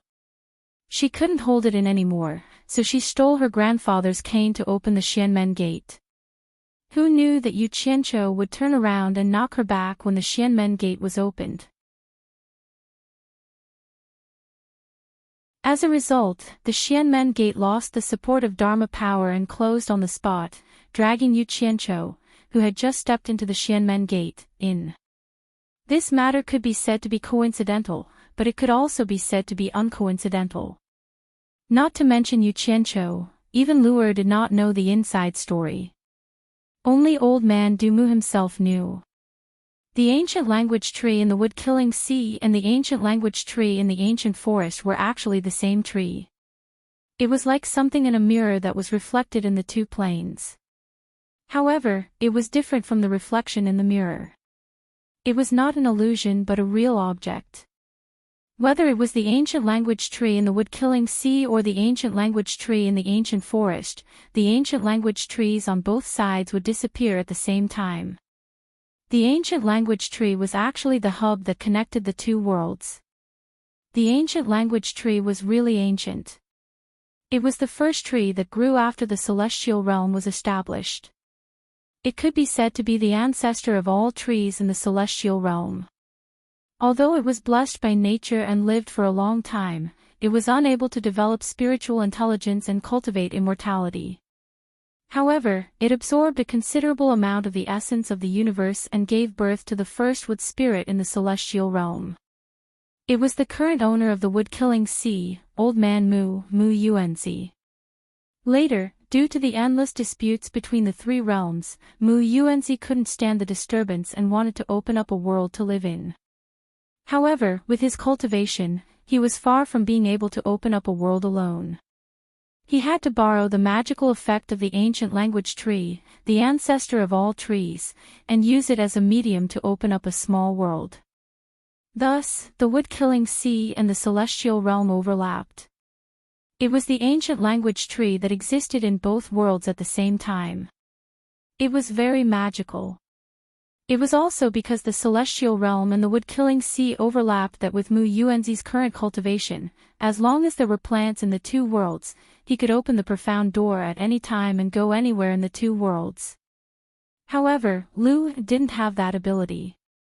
If she wanted to open the profound door and go between the two worlds, not only did she need the power of Mu Yuanzi's staff, she also needed to find a stable medium, which was the ancient language tree that existed in both worlds. Therefore, it wasn't strange that the plants in the ancient forest treated the ancient language tree as the key to entering the wood-killing sea. A long time ago, when Mu Yuanzi's cultivation was still weak, he did often open the profound door here to go between the celestial realm and the wood-killing sea. After a long time, it was inevitable that he would be seen by others. However, with his current cultivation base, there was no longer a need for him to use the ancient language tree. This was also the reason why the plant demons in the ancient forest could no longer find the opportunity to enter the wood massacre sea through the ancient language tree. It was also because of this that this matter could be said to be both coincidental and unfortunate. After Mu Yuanzi listened to Yu Qianqiu's explanation and checked the position of his roasted fish, coupled with Lu'er's actions, he immediately understood.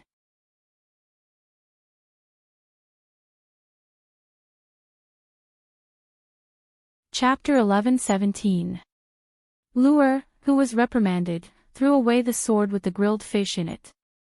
Rubbing her forehead that was hit, she pouted in grievance. The people here all let me play mahjong. No matter how I play, it's always me who makes the wrong tiles. It's too boring. Playing mahjong again. You can't make any progress in your cultivation, only thinking about playing. Mu Yuanzi flew into a rage.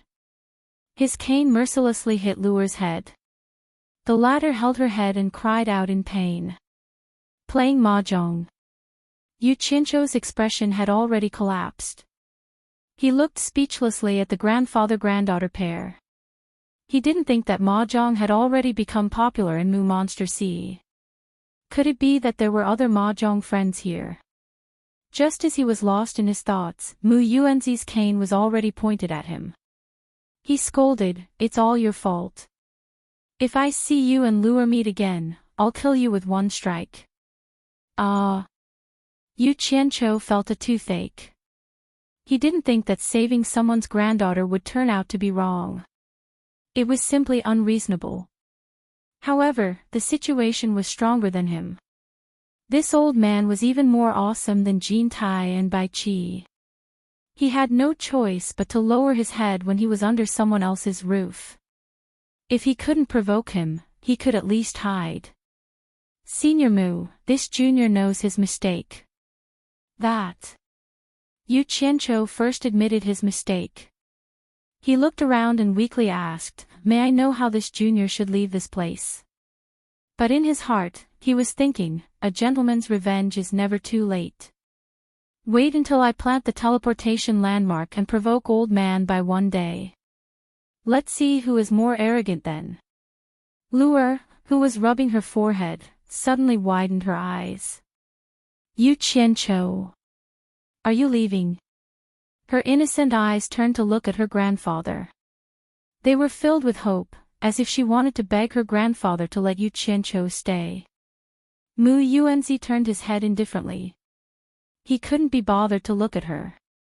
He stared at Yu Qianqiu with a burning gaze and said word by word, "You've cultivated a technique to control the wood attribute." Yu Qianqiu was stunned when he heard this. The words, would spell, suddenly flashed through his mind, but he did not practice it at all. He did not know why this old fellow would ask such a question. Amidst the clouds of doubt, a sudden gust of wind blew past. The golden leaves of the ancient language tree began to sway in the wind, and the murmuring of the wind sounded once again. The dreamy and illusory voice seemed to be recounting the endless vicissitudes of life, causing those who heard it to be worried. At the foot of the mountain, the forest was like a layer of mist rising in spirals from splashed ink. The mist came with the wind and blew on the three people on the mountain. Mu Yuanzi and Lu were used to this scene, so they did not feel anything. However, Yu Qianqiu felt a rich and fragrant spiritual energy seeping into his heart. His mind was instantly roused. Just as he was about to praise and flatter Mu Yuanzi, his brain twitched uncontrollably. In an instant, his vision turned black, and images of the starry night sky that he had been dreaming of appeared in his mind. The countless stars that seemed to be in a mess flipped through his mind night after night, and the speed was getting faster and faster. In the blink of an eye, the movements of the stars became traceable. However, this scene in his mind only lasted for a few moments. When the wind blew past and the fog dispersed, Yu Qianqiu woke up from his daze. Although he had woken up, his body trembled in the next moment. He looked somewhat excitedly at the mist that curled up from the ink-like layer of forest that covered the mountains and plains, the Eastern Star Map. It was the Eastern Star Map that had been deeply engraved in his mind. For so long, he had been helpless against it. However, in that instant, it had suddenly been triggered. The pattern was so clear. Could it be that this was the land of great fortune to cultivate the wood's secret art? Yu Qianqiu's heart surged in that instant. He repeatedly repeated the three words, "Would killer see," in his heart. The grandfather and grandson both saw his abnormal reaction and followed his gaze down the mountain.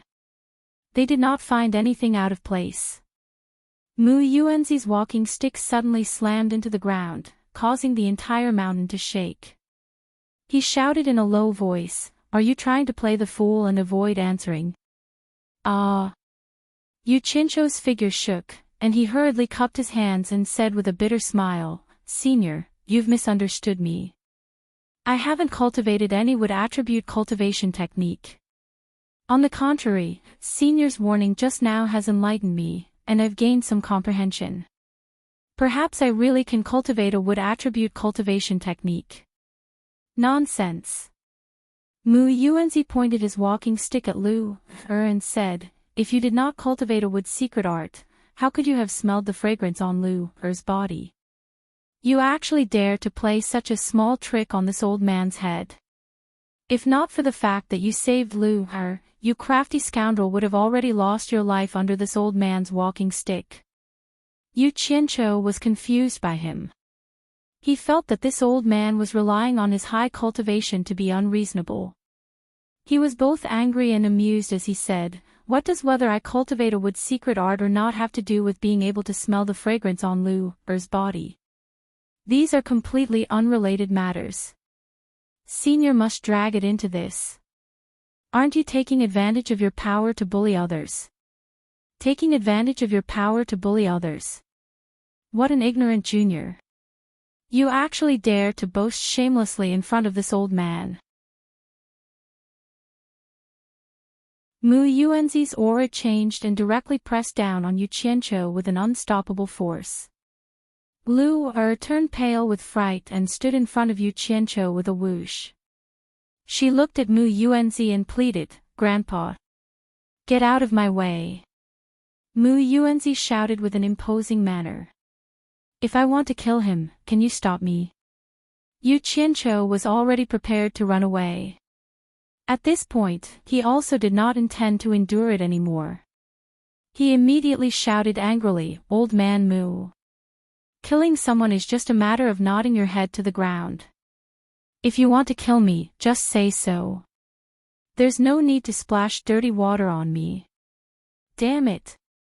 You disrespectful old thing, and you still have the guts to shamelessly teach your granddaughter. It would be strange if you didn't teach her bad things.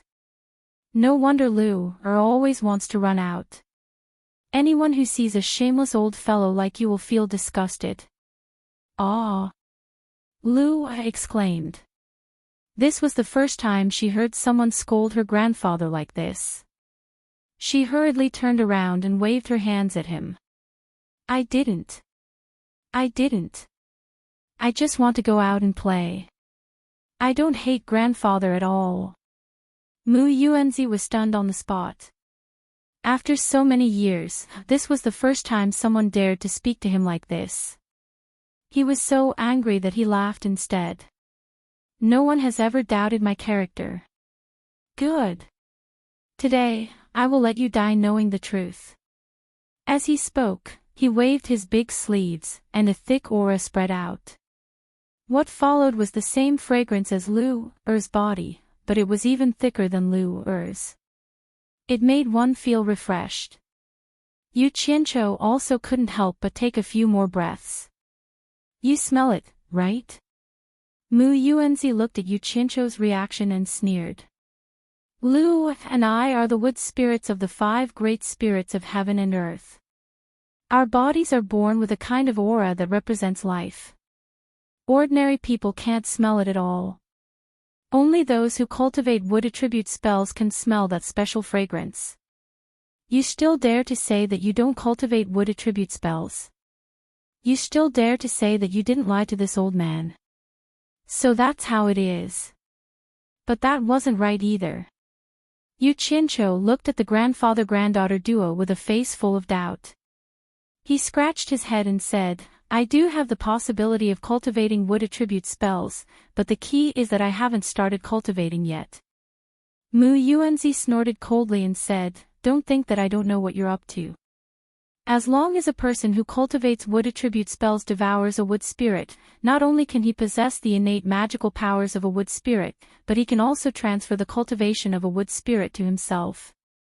If it weren't for the fact that you accidentally barged in, this old man would have beaten you to death long ago. How could you still be talking nonsense here?" When Lu heard that Yu Qianqiu could devour a wood spirit, she was so scared that her face turned pale. She teleported behind Mu Yuanzi and poked her head out to look at Yu Qianqiu timidly. It was as if she had seen Grandmother Wolf. Seeing that this innocent little girl had also misunderstood him, Yu Qianqiu immediately said angrily, "Old man Mu. If you want to incriminate someone, you can always find a pretext. If this old man really had the ability you say, or the intention you say, I would have made my move when I rescued Lu back to the World Chamber of Commerce. Why would I wait until now to make my move?" When Lu heard this, she immediately nodded in agreement. She knew very well that after Yu Qianqiu saved her, he couldn't chase her away no matter what. It was she who stubbornly followed him to the World Chamber of Commerce. Moreover, those sisters in the World Chamber of Commerce were all very good to her. None of them had any ill intentions towards her.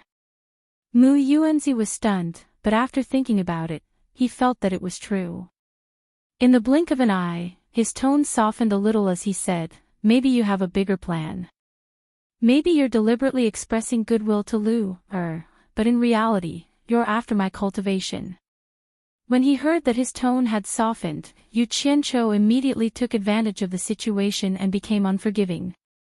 He was so angry that his face turned red, and he stomped his feet exaggeratedly as he scolded, "You unreasonable old man, why would I want you?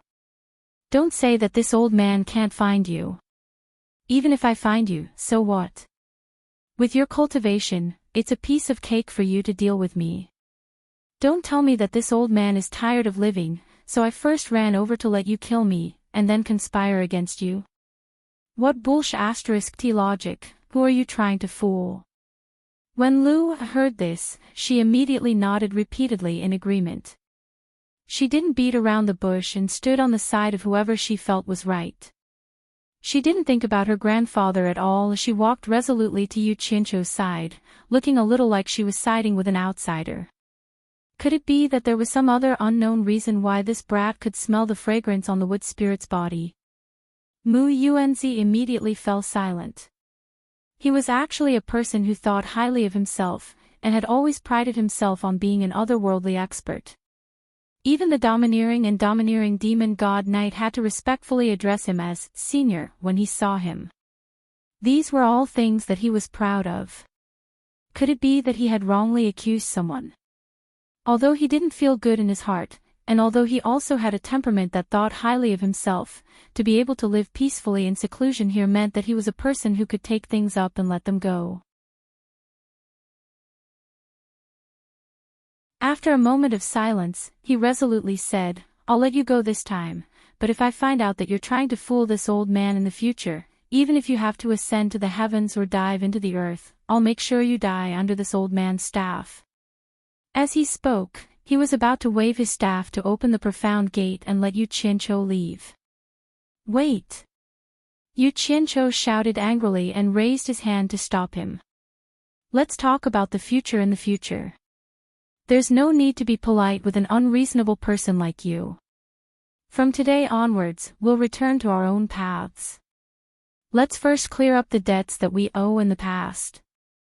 From now on, we'll go our separate ways and have nothing to do with each other. Let's pretend we've never met before." "Oh. Could it be that I owe you something?" Mu Yuanzi sneered and stood with his staff on the ground, revealing an expression that didn't know what was good for him. Yu Qianqiu waved his hand and pointed at Lu. He said with righteous indignation, "Back then, there were a few experts who wanted to molest Lu. It was I who risked my life to save Lu's life, and also protected Lu's innocence. How much is this debt worth? How should this debt be settled?" You're tuning into the LoveLore Library YouTube channel. We're so grateful for your support, and don't forget to subscribe to join us on this incredible journey through captivating stories. Your generosity through donations truly makes a world of difference, as it's the primary source of revenue that allows me to expand and enhance this channel for you. Thank you from the bottom of my heart for being a part of this adventure.